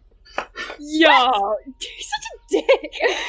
I don't know silence. Do any of you know silence? No. Yes! Remember, Oh, you do? You do? pacifist. Who knows silence? Who knows I silence? do! Momo. Oh, okay, never mind. I retract my previous statement. Do it. Don't fucking shoot him, you I didn't know you knew silence! I'm I was sorry. gonna look at Scam and just say, just relax. And he's gonna cast silence on him. A sphere of silence just covers Scam in the middle. You just see a extremely sound like thrashing chain like cocoon that's just in this dangling. God.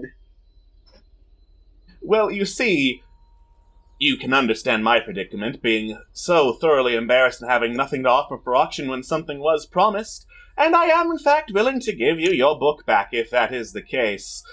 But seeing as this goblin decided he would spend his time shooting threats to me, promising to go to my home and kill me and who knows how many other people, well, you can see how much of a problem he is. I'm sure you have more experience with his problems than me. So I offer a trade. You give up the goblin to me and I give you your book back. I'm silenced, you don't hear that, but that's what he does anyway. Tempting as that is, I don't think we can actually make that kind of a deal. Really? Absolutely. And why is that? Release him. I don't think I will. Scam would like to, if he's able, to wiggle a finger, like, just a finger through the chains, and, like, he's like, I'm trying to, like, I have something to say on this, please, maybe, let me, just, like, wiggling with a single finger, like, hello, just doing that. He's raising his hand. Teacher! Teacher, please!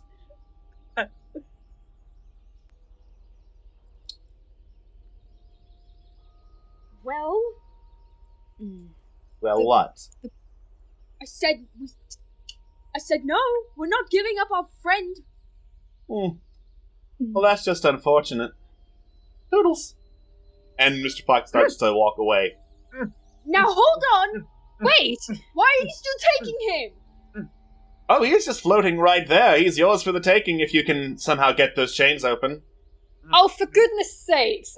Momo, Scam has something to say. You should dispel the silence. Sorry. I dispel silence.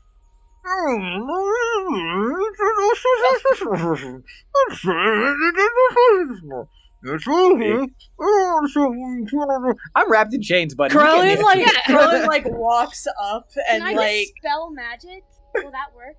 Well, it's chains. It's chains. Do you have dispel magic? Yeah. Don't know. Let me double check what this ability is so I can see if dispel magic will work on it. Dumb question. I know it's magic, but are these, like, spectral, magical... They're iron. voodoo Hell, chains? they're Okay, they're iron, okay. Yeah. In They're that case, black I iron can do chains. something about it. I don't fucking know. Cool. While we wait for Roll20 to load that,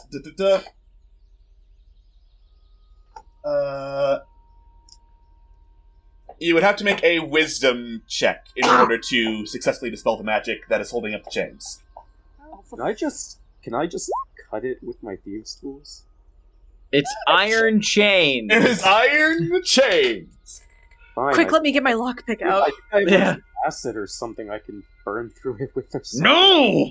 that comes clear through the chain. No! Clank, clank, clank! The chains fall to the ground. Like, Scam is still in them, but they are no longer, like, magically held up, and one loosens up long enough for Scam to, talk. Okay, thank you. Yeah, I have thoughts, since you're talking about me and my livelihood. Hey, Mr. Fox? Yes? I accept the terms of your agreement. What? Yeah, change me for the book. Let's do it. What? Yeah. Scam, no! Yeah. No. Why? I'm being serious. I'm being serious right now. Mr. Fox, this involves my soul or my well-being. Potentially you're going to take me back to wherever you're from and torture me. And you know what? The deal is, let's lay it out in clear, concise terms. If you get to keep me, if you take me with you, they get the book back, right? Well, since apparently unclear terms caused this whole scenario in the first place, allow me to clarify. I will be putting you up for auction in place of this book. Oh. Okay, cool. Oh. Let's do it. But no, don't. Excellent. No. Mr. Fox holds out a claw. Scam likely will shake Mr. Fox's claw. Scam! Are you mental? You can feel like the tips of Mr. Fox's claws burrow beneath your skin, drawing a little bit of blood as he shakes your hand. Ow! Stop! I'm glad we could come to an arrangement. The chains disappear, and he just, drops you. Yeah, ow. And they get to keep the book, too. Yes, of course. The book is theirs, says Mr. Fox, tossing the book in your direction carelessly. Catch it! Well, good luck, Scam! So what, do I just, disappear, or do you have to take me to some kind of, lockup, or... Oh yes, thank you for reminding me. Mr. Fox snaps his fingers and you vanish. Poop, puff, smoke. Oh my god! Jibbity's still floating there, though. Jibbity's still floating there. The deal was just for Mr. me. Fox holds up 2 knives. Square up, thought. And mentally, Scam, because Scam can still command Jibbity to do things, even, just we're apart. Just gonna have Jibbity stick with the party. Just for now, I'm just gonna have Jibbity hang around the party.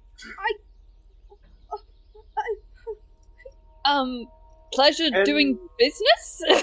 Of course. Is Jibbity keep... I don't know much about homunculus, out of character. I don't know much about homunculi. Are they capable of reading and writing? I'm double checking that right now for you. So he understands common, but cannot speak. I don't believe, or maybe he can. I think I just made it that Jibbity can't speak. That's fine. I think he can. I think he can read and write because he has an intelligence of 10. So, Okay. That's fine. And as you consider this, Malifane, you feel a surge of chaotic energy. For fuck's sake, I'm just gonna Of course. walk as far away from him as possible. I understand this. What is this? Oh, this doesn't look so bad. What is it? Oh, the owl. The owl! Cute. Alright. Why does it have a needle? Stab! Stab! Hoo! I won't hesitate, bitch!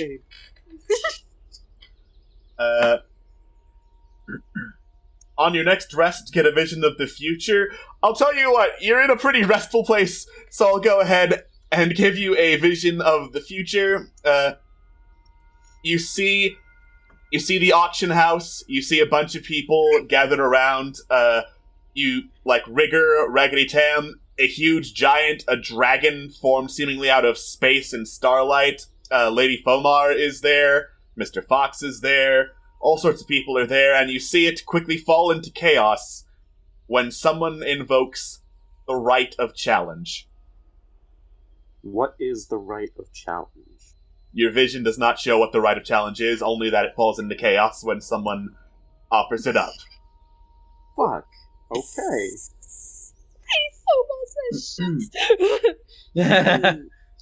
So this is both incredible and terrible at the same time. Again, this is all out of character. Okay. I'm going to quickly write this all away. Right, hello. Right, whilst you do that, I look at the book. It is our book, right? It is, in fact, your book. It looks to have been opened at some point and then recently relocked, but it is not damaged. Malifane rips out a few pages from his journal, shoves it in Jibbity's hand. Quill, was this intentional? Did he have a plan?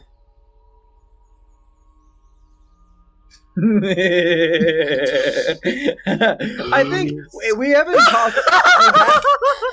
We haven't talked at length about Jibiti's like independent capabilities as a creature, but from what a homunculus servant says, it is it says it doesn't say anything that it can't like write of its own volition and stuff like that. Yes! Like largely oppose my. So I think it's totally valid to say that Jibiti can like basic communication. Like he's the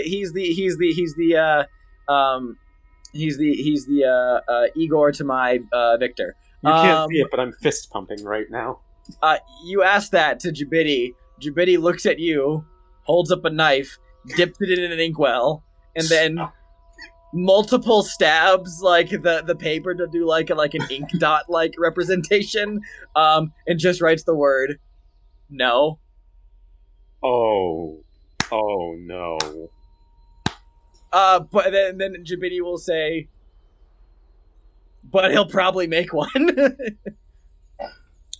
Slowly turns to the rest of the party and says, "What do any of you know about something called the Rite of Challenge?" Can I roll to see if I know that? Make a religion check. Oh yeah! Religion? You know what? Maybe he had it in his maybe his father had it in his book somewhere. I don't fucking know. Roll with advantage. Why not? I can't believe this. Yeah, go ahead, roll again.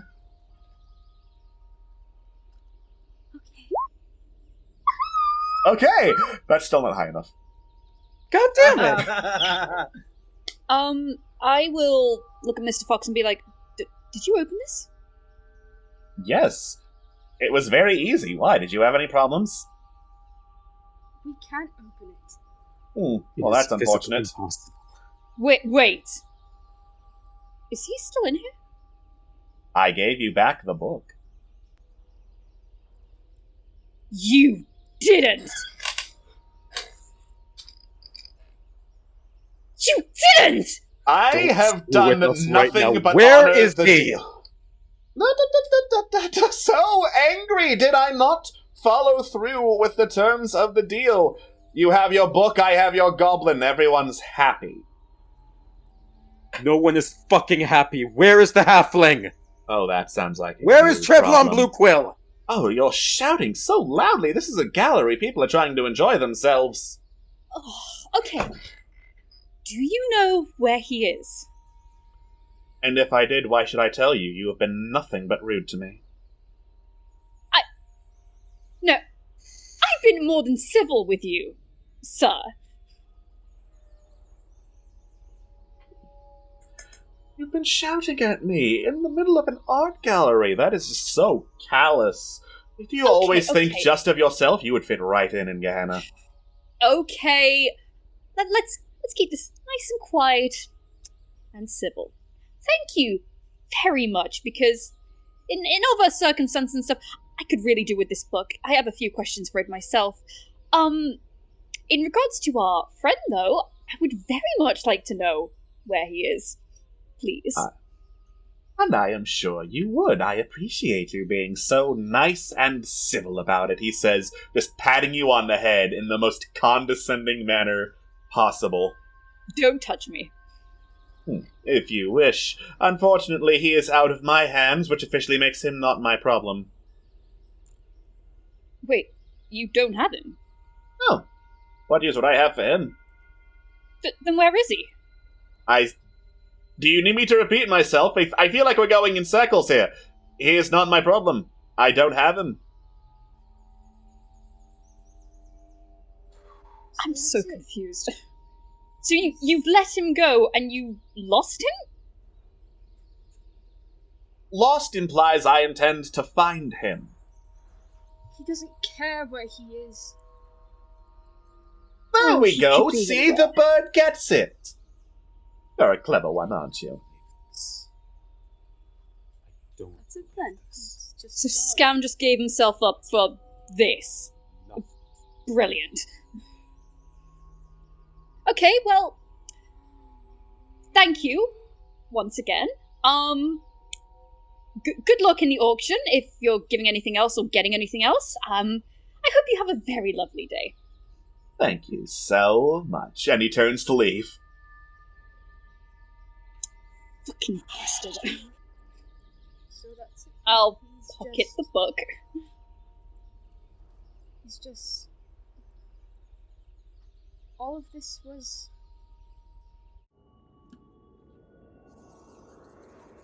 We're not giving up on this. You know what? We're going to that auction, and we're getting our ally back. Of course we're gonna get scammed back. But what about Trevlon? What about everything we've done to try and help him? To try and get him back? To save him from this fucking book? Just. Maybe he's still around somewhere. I don't know. But we're not gonna give up. We're not gonna figure it out just standing here. He could just still be in the book, you know. It never was specified one way or the other. Unless we have some way of finding a person, then we don't really have a way to confirm it one way or the other. Wait! I have the spell Locate Creature! Oh. Okay. He's gonna cast it. Okay. Thank God I had that. Which creature are you locating? I'm Trevlon, gonna locate... Scan. No, Trevlon. But Trevlon, We can do that some other time. Scan is All in more right. trouble than he is right now. No! Do it on Trevlon! I had a vision of him there, remember? Yeah, we know where I'm gonna be, so that's well, okay. see, never mind. Trevlon. No, yeah, it's okay. No, Okay. We know where I'm gonna be, Yeah. so it's like at least we have the knowledge of my general proximity. Okay, then I'm gonna We- locate yes. Trevlon. Okay. In Completely that forgot case, where he was. Whoopsie. within 1,000 feet. Da-da-da. You do not detect Trevlon in the book, but you do detect him. Well, it's hard to say because time and distance are real fucky in the Great Coalescence, but you get a general sense of in the auction house. Oh my god! Oh my god! You found Lula's, him. like, his eyes just widen and he looks like he's just had a revelation. Yes? He's in the auction house. Good. Oh! Fuck. That was a bit anticlimactic. Oh my god! Well, he's close. That's something. Sooner we head What there, if we can he's kill two being birds with sold? one stone. I hope you don't mean that literally. Then that's two things that we're here for. Good. Then let's go. How much time do we have before the auction? About 30 minutes or so. Wait, stop! Right. Whatever it was. Something's going to happen in that auction house. I have no clue what it is, but we need to be extremely cautious about whatever is going on in there. What was the name of the rite again? The Rite of Challenge. Well, I mean, we have 30 minutes. We could always nip by the tavern again or anywhere else, or, I don't know if you all got on with anyone you spoke with, but it might be worth asking about, so we at least know what we're getting into before we get into it. Besides the big glowing aura sphere. Right.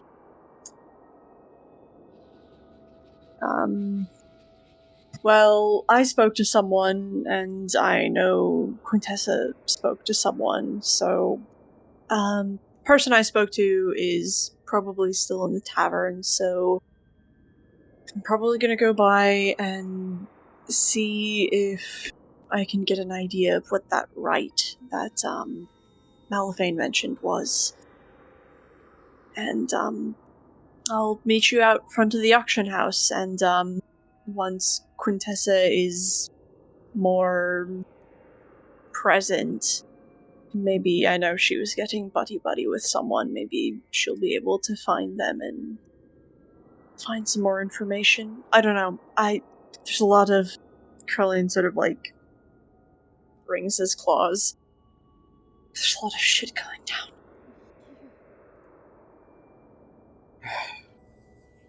To make matters worse, there are some other characters that are in that auction house as well. One of which is from herself.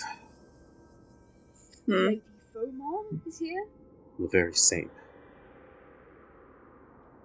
Oh, brilliant. So, everyone's going to behave if we see Lady Fomhar, right?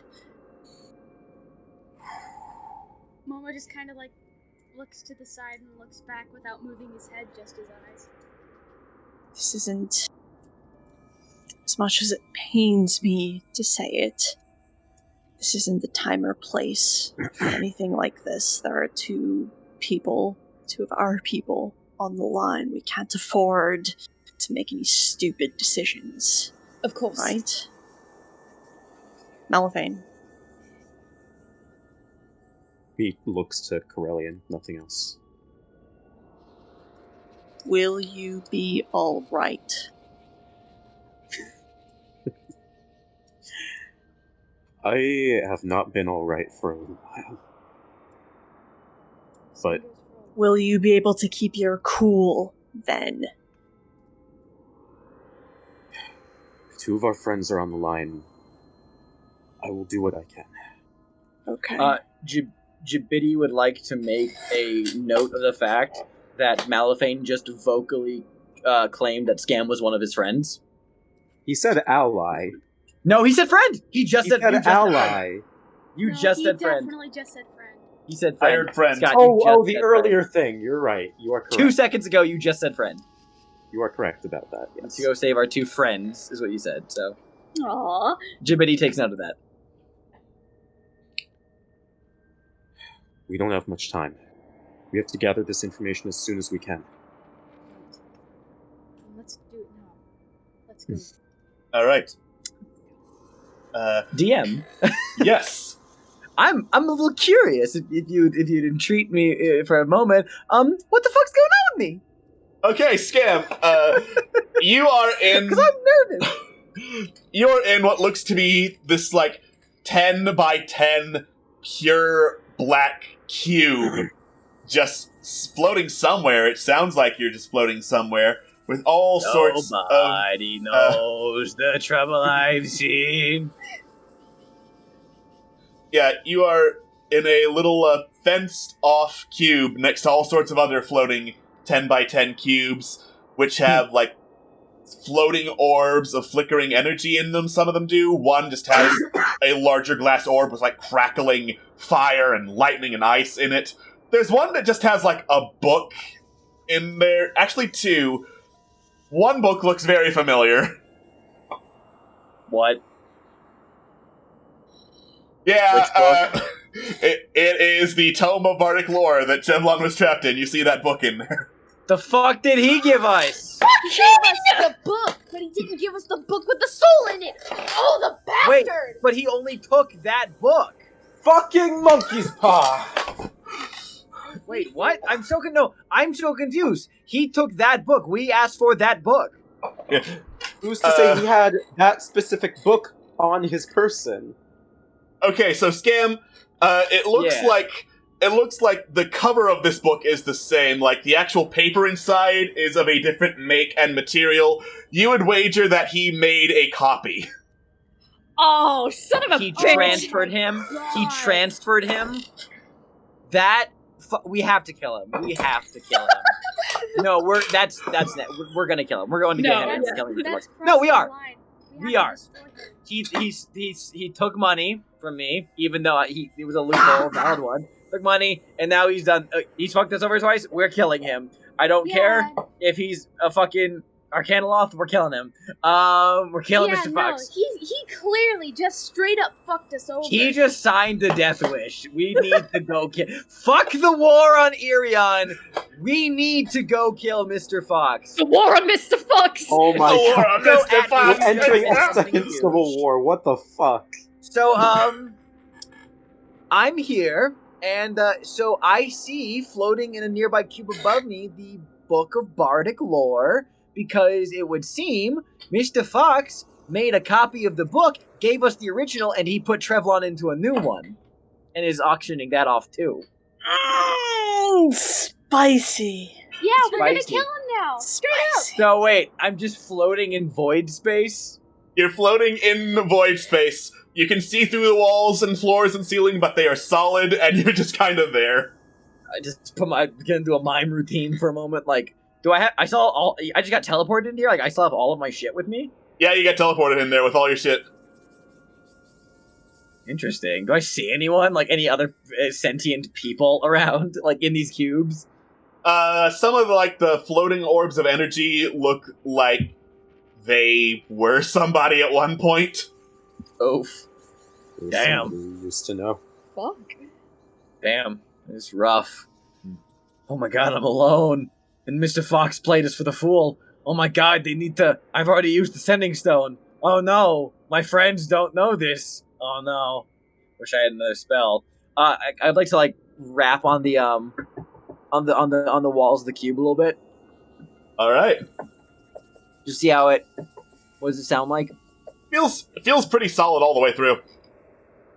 Feels like what, some kind of, like, force substance? It feels like force. Like, I swing at it and just, I assume it just deflects it. Yep. If only I had prepared the spell magic today. But you didn't, Scam. I just sit down and be like, alright, well, let's pro-con the situation. Cons, trapped in a box. Cons, Mr. Fox duped us. Cons, Trevlon is still in that book. Cons, I'm alone. Pro, maybe I'll get sold to some nice location across the plains. Pro, I'll look at this as an extended vacation. Con, I'm a slave. Pro, I'm a slave with benefits. And that just goes on for some time.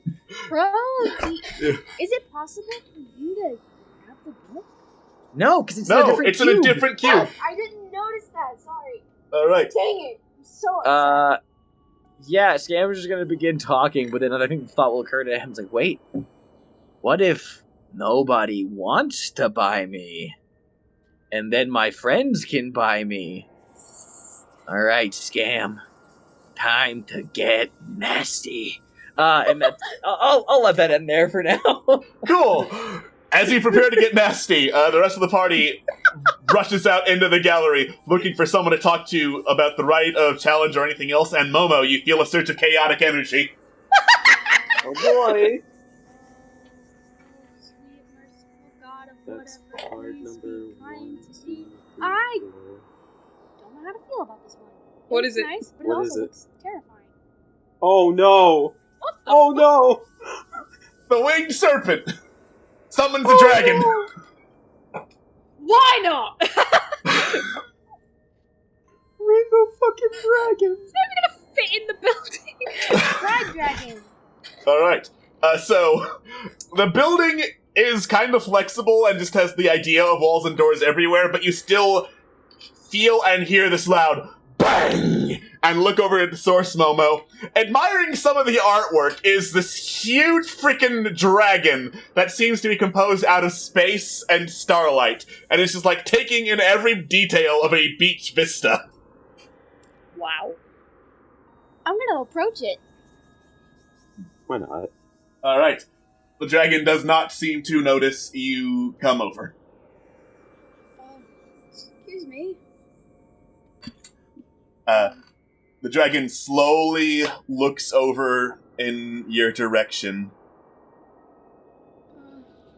Hello. You seem, pretty all-knowing of things. Am I correct? I am waiting for voice mod to load up this voice. Yes! All good things come with voice mod. Yeah. I am a creature who sees beyond eternity. The realms of the known and unknown present themselves before me. Out of character, what was the right we were looking for again? Challenge. Right of challenge. Okay. Thanks. I've been hearing whispers about a certain right. What is the right of challenge, if you don't mind me asking? Why should I share that knowledge with you, fledgling? Well, I'm just curious. I want to know more about the history of this place. Your curiosity bores me. And he turns away and goes back to looking at the beach vista. Dick. Can I try and roll persuasion? Sure! I'd probably have to get a nat 20 to persuade him, so... Ooh. Oh. Believe in the heart of the die. That I doesn't don't. rhyme. Oh, God. Would it be allowed for Corellian to pipe up and say something additionally to allow either Corellian to roll or Momo to roll with advantage? Sure, yeah, go for it. Corellian would like to say, we're looking to make this auction more interesting. Alright. In that case, one of you roll persuasion with advantage. You probably have a higher persuasion. Go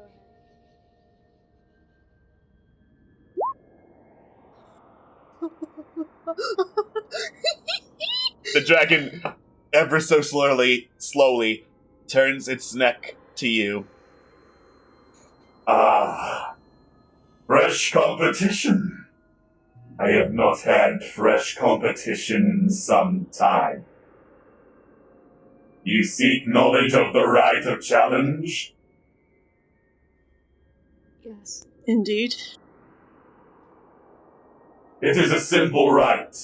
Base, violent, inspired by the mortals from the material plane.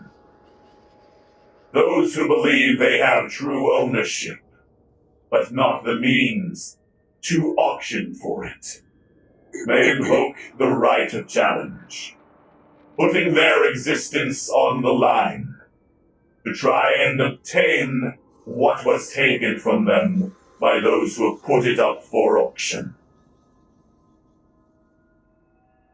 Definitely interesting. You are going to be very, very entertained then. I should certainly hope so.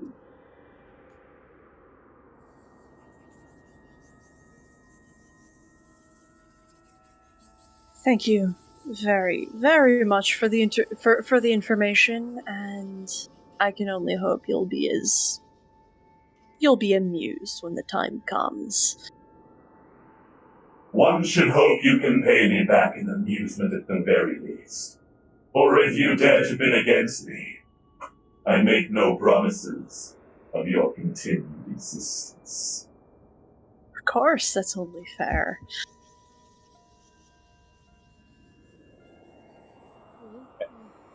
See you in the auction house, and good luck, but not like you'll need it.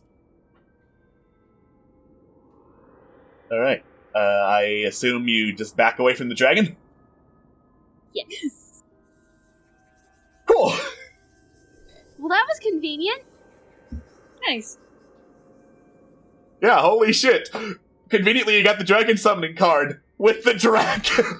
Knowing that a dragon is in the fucking auction house as one of the people bidding.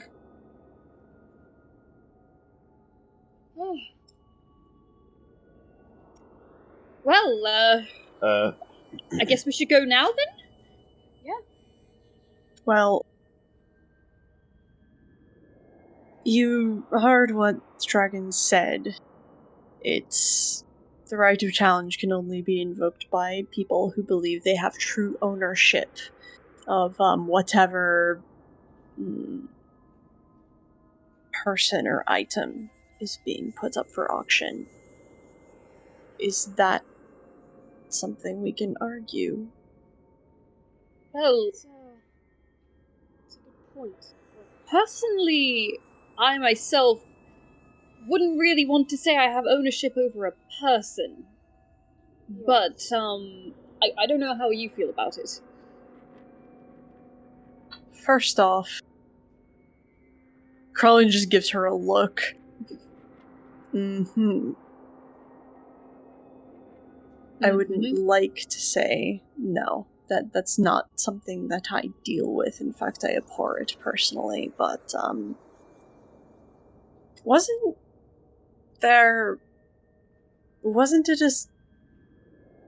I may be misremembering this, but Colleen sort of gets a faraway look. I seem to recall, in a glib moment, saying something about someone... You know, I think that could work. 'Cause he agreed to it. He agreed to it. I said that Scam's ass was mine, and Scam said yes.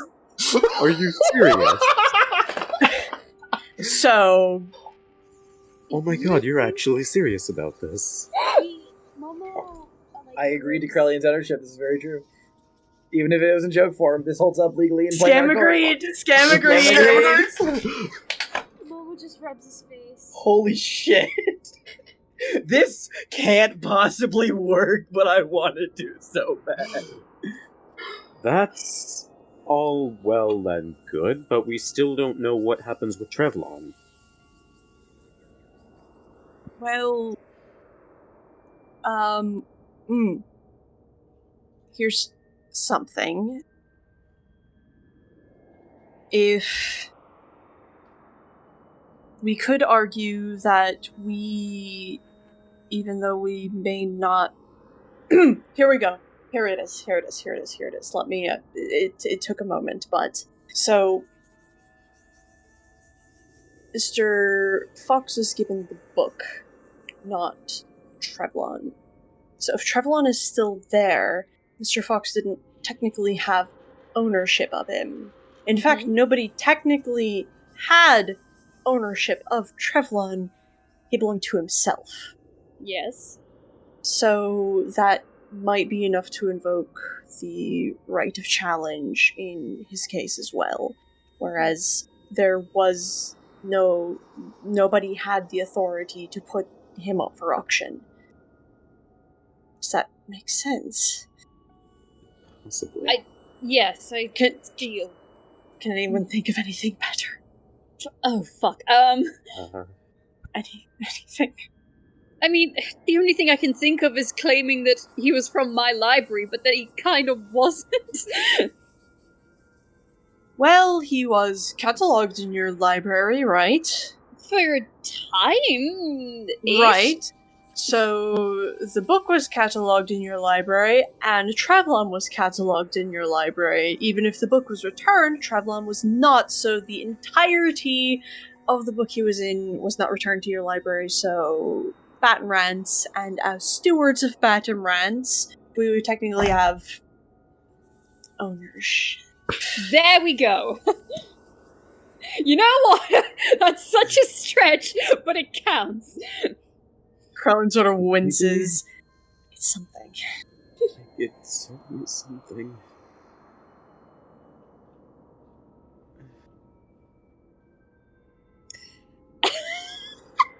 Well, if there are no other ideas... I don't know. We can work with it. Take it how it comes. Calm down, Corellian, we're fine.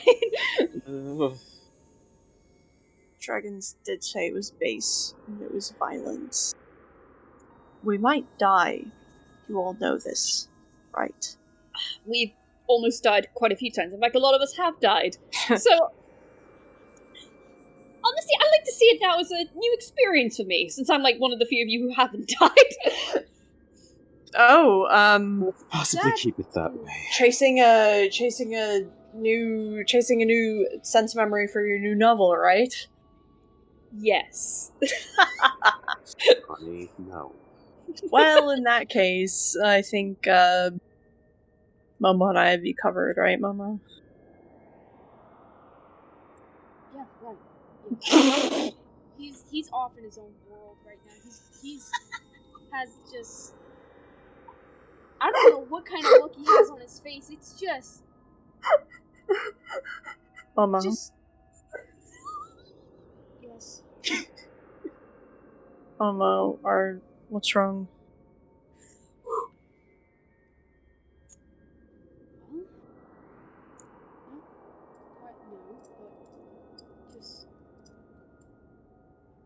Now's not the time to talk about it. Let's go save our friends. Will you be alright? Yes. Yeah? Yes. Let's go. Alright. Alright. You start to head out of the gallery, and as you go, Quintessa, you feel a surge of chaotic energy. I fucking called it. Okay, hang on. Alright. Cross your fingers. I can't read what this is, but I do not like this picture. The betrayal. Oh no! I shouldn't have crossed my fingers. The betrayal? Fuck me, I'm sorry. So, do you remember when we drew the card in Cannibal Conspiracy 2 Yes. and it made Joanna act against the party? Yes. Well, imagine that, but if instead of an NPC, it was a player character. Is it me? Yes. You have to do Okay. something that works against the interests of the party. Oh shit. I don't know. I don't know what she do. It can be just as simple as attacking them. Oh, but that's mean. Yes. Yes. I don't want to be mean to. Okay, so we have that whole thing of like, Corellian's just like, you know, oh, Will got you covered, right? Momo was just like, yeah.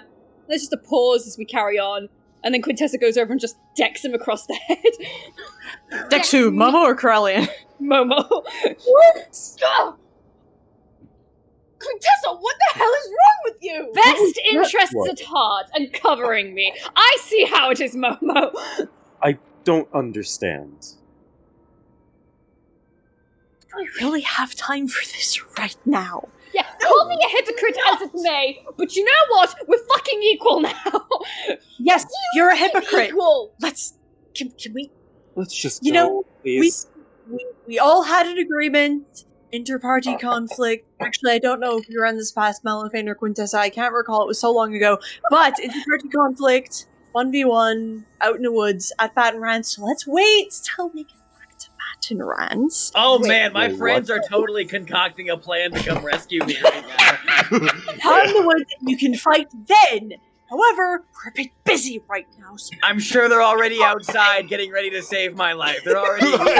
I'm How did sure I they end up with such good people? I'm sorry, sometimes temptation just gets the better of me, but you know what? I feel a lot better now, so we let's can proceed. get on with it. And Jabidi, you feel a surge of chaotic energy. What? No, Jabidi! Do I pull for Jabidi? You pull for Jabidi! Scam's not there! The keep. I don't remember that card. What's the keep? Okay. Oh wow, castle. It's a castle with legs and arms, so it's AKA Scam's house. Or his future house. It's Howl's Moving Castle. Anyway, Jabidi, a box falls down before you. Actually, you know what? You belong to an artificer. You recognize a box of holding when you see one. This one only has 2 uses, so the next time the keep gets drawn, it will go away. But congratulations, you got a box of holding, Jabidi. Wait, I can use a box twice? Wait, It's sorry, basically- re-explain how. Yeah, so I might have misexplained that. I am sorry. Okay, you're good. So you can use this box twice. You can put stuff into it, and that is one use. And then you can take stuff out of it, that is the other use. Anything still in it will vanish with the box. Oh. So if I open it and I put something in that expends one use, and if I put something else in it that expends both uses, then the box disappears. No. Open the box, put any number of things in it, and close the box. It will hold them. That is one use. Open the box again to start taking things out. Oh, the next time I close it. Okay. Yes. Yeah. So if I open it, put two things inside, and then close it, then open it, put nothing inside, and then close it, I lost those two items. Yes. Gotcha. Cool. Thank you very much. Okay. Hope that was more clear than my first attempt. Yes, that's all. We're all good. We're all good. Cool. No, it's like Malifane doesn't know what's going on, so he's like, no time to think about that. Let's just go. Let's go. Jiminy grabs the box. Alright. Jiminy grabs the box, just holds up the box, puts a knife on top of it. Not in the box. I'm not having that count as a use. Just carrying knives on the box and not in it. As you do.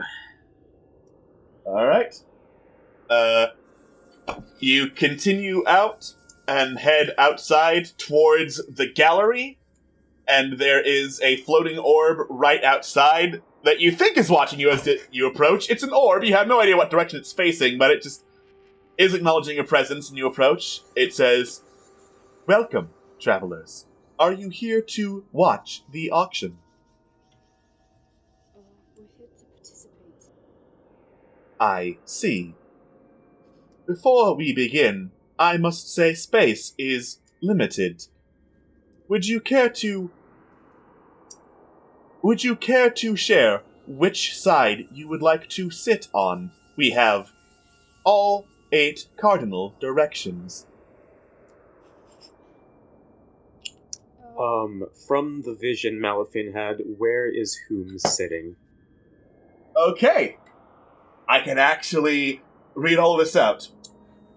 Raggedy Tam, the Scarecrow, is on the far northwest side. Also, and so I don't have to recite all of this, just assume that Mal is saying this. Cool.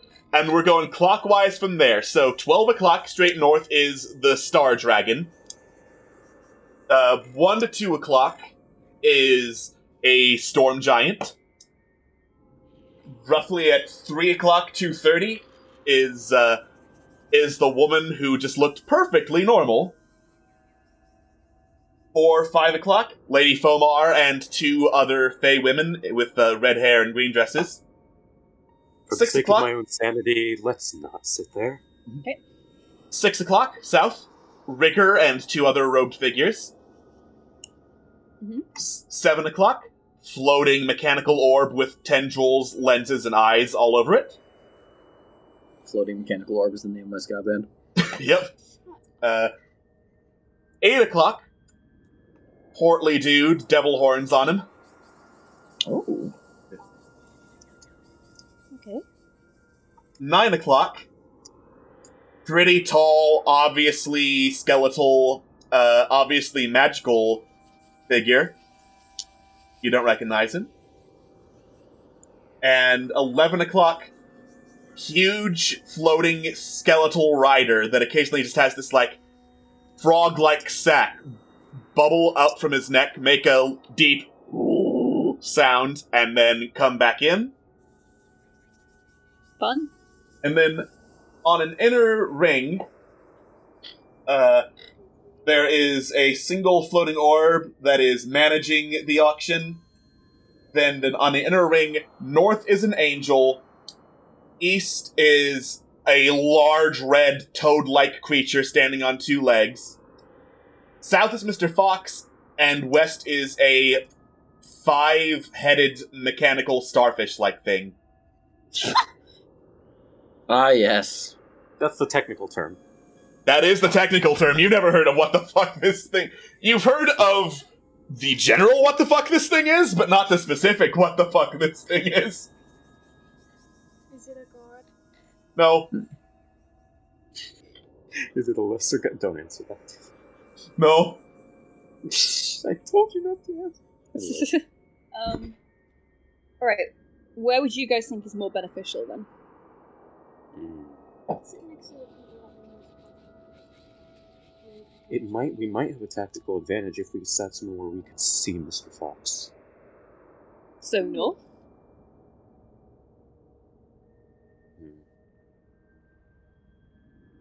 Because if we sat north as well, that, like, will put Lady Fomar on our view, I think, too. That's a really good point, actually.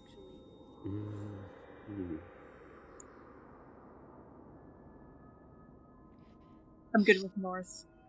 North works. Alright. I'm just gonna put y'all in the north, because this is a representational map more than anything. Alright. I'm scared. My little token around. Alright. I'm not here, so I can't see anything. Oh boy. You share the answer with the floating orb.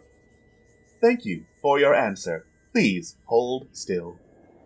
Shit. Do you not hold still, Quintessa? No.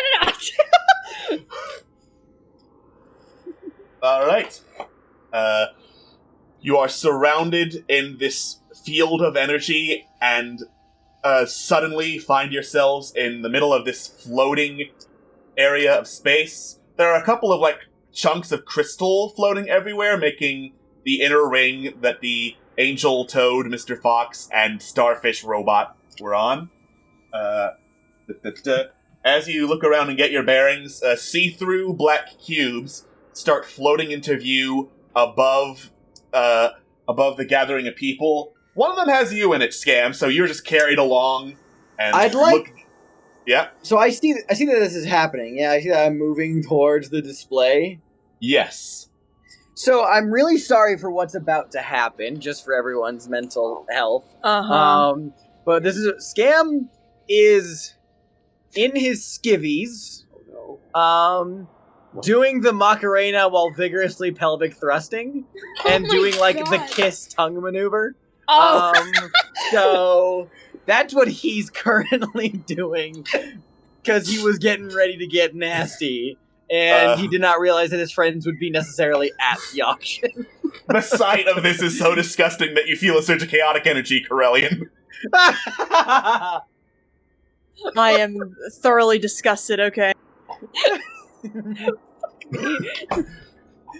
feeling I know exactly what he's doing, but God, I wish I was not here to see it. What is that? That's a visual representation. So... Wait a minute!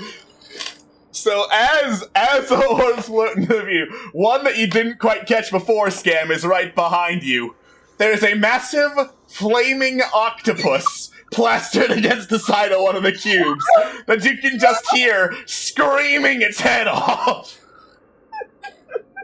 Hey, Macarena, fuck. Yeah, and everyone just darts their eyes between the octopus and Scam and just looks at this shit show. My God. This is exactly the moment. There comes a time in every character's lifespan in the metafiction when you get to the exact and precise moment where there would be a freeze frame followed by the words, "So I suppose you're wondering how I got here." And this is exactly how A Likely Story, the biography of Scam Likely, begins. Yeah. Yes. And as all this happens, you can hear the floating mechanical orb just click and clack in disgust, and the floating skeletal rider just burble in seeming delight. The floating orb looks vaguely in that direction, then stops. Welcome to the auction. All parties interested are gathered. Raggedy Tam of the Harvest. The newcomers, whose names I did not catch. And then immediately just moves on as if nothing happened. I thought when you snapped that on, imagined words. I imagined like a brief spotlight just appearing above them. It's just like nothing happening. Nothing happening. The orb just continues to address people. The son of the Night Serpent. You look over and you're sitting right next to the Star Dragon from before. Oh. Yeah. Looks over at the giant. King Elsbold, the Brave. Let me spell that out for you. Oh, you're too kind. Elsbold. Turns to the definitely normal woman. Aradi, of the Celestial Plains. Ooh. Our Lady of Autumn. Pointedly not saying Lady Fomar's name, and she just, like, graciously waves. Not my lady. Rigga, of the Faceless Spectres. Decaton, 6-5.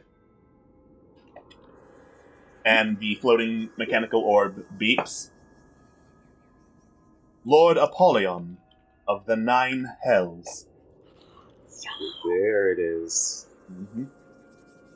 The orb turns to the skeletal figure who just like looks up, nothing but malice in his eyes. The orb is not affected, as he says, "He who walks between worlds undying, the Dark Lord Acererak." What? Alex, no! Alex, fuck you! Fuck you, Alex! Alex, no! No! And no! then... No! He sits here being confused. And then the orb turns to the skeletal rider. And last but not least, the Lord of the Slod, Igor, Lord of Entropy. Oh. We have many items of interest to you. Shall we begin the bidding? And that is where we're going to end our session. No! Oh man, that was... Okay. That is everything I could have expected for 100th episode. Yeah. Let me actually show the map you're on real quick. I didn't want to do it before I said Acererak was there. God damn it, Alex. Oh my god. Fucking hell. Sitting next to Perfect Chaos. So, for someone who is not deep in the dwells of D&D... Mr. Acererak was the antagonist of Tomb of Annihilation. Tomb of Annihilation. God damn! Main villain from that. One. We'll find out. You know what? Next time on Fallen Empires. Of all the people that are here right now, Acererak is the one I'm least surprised by, despite my reaction. Okay. We'll see you all next time. Bye-bye. Bye.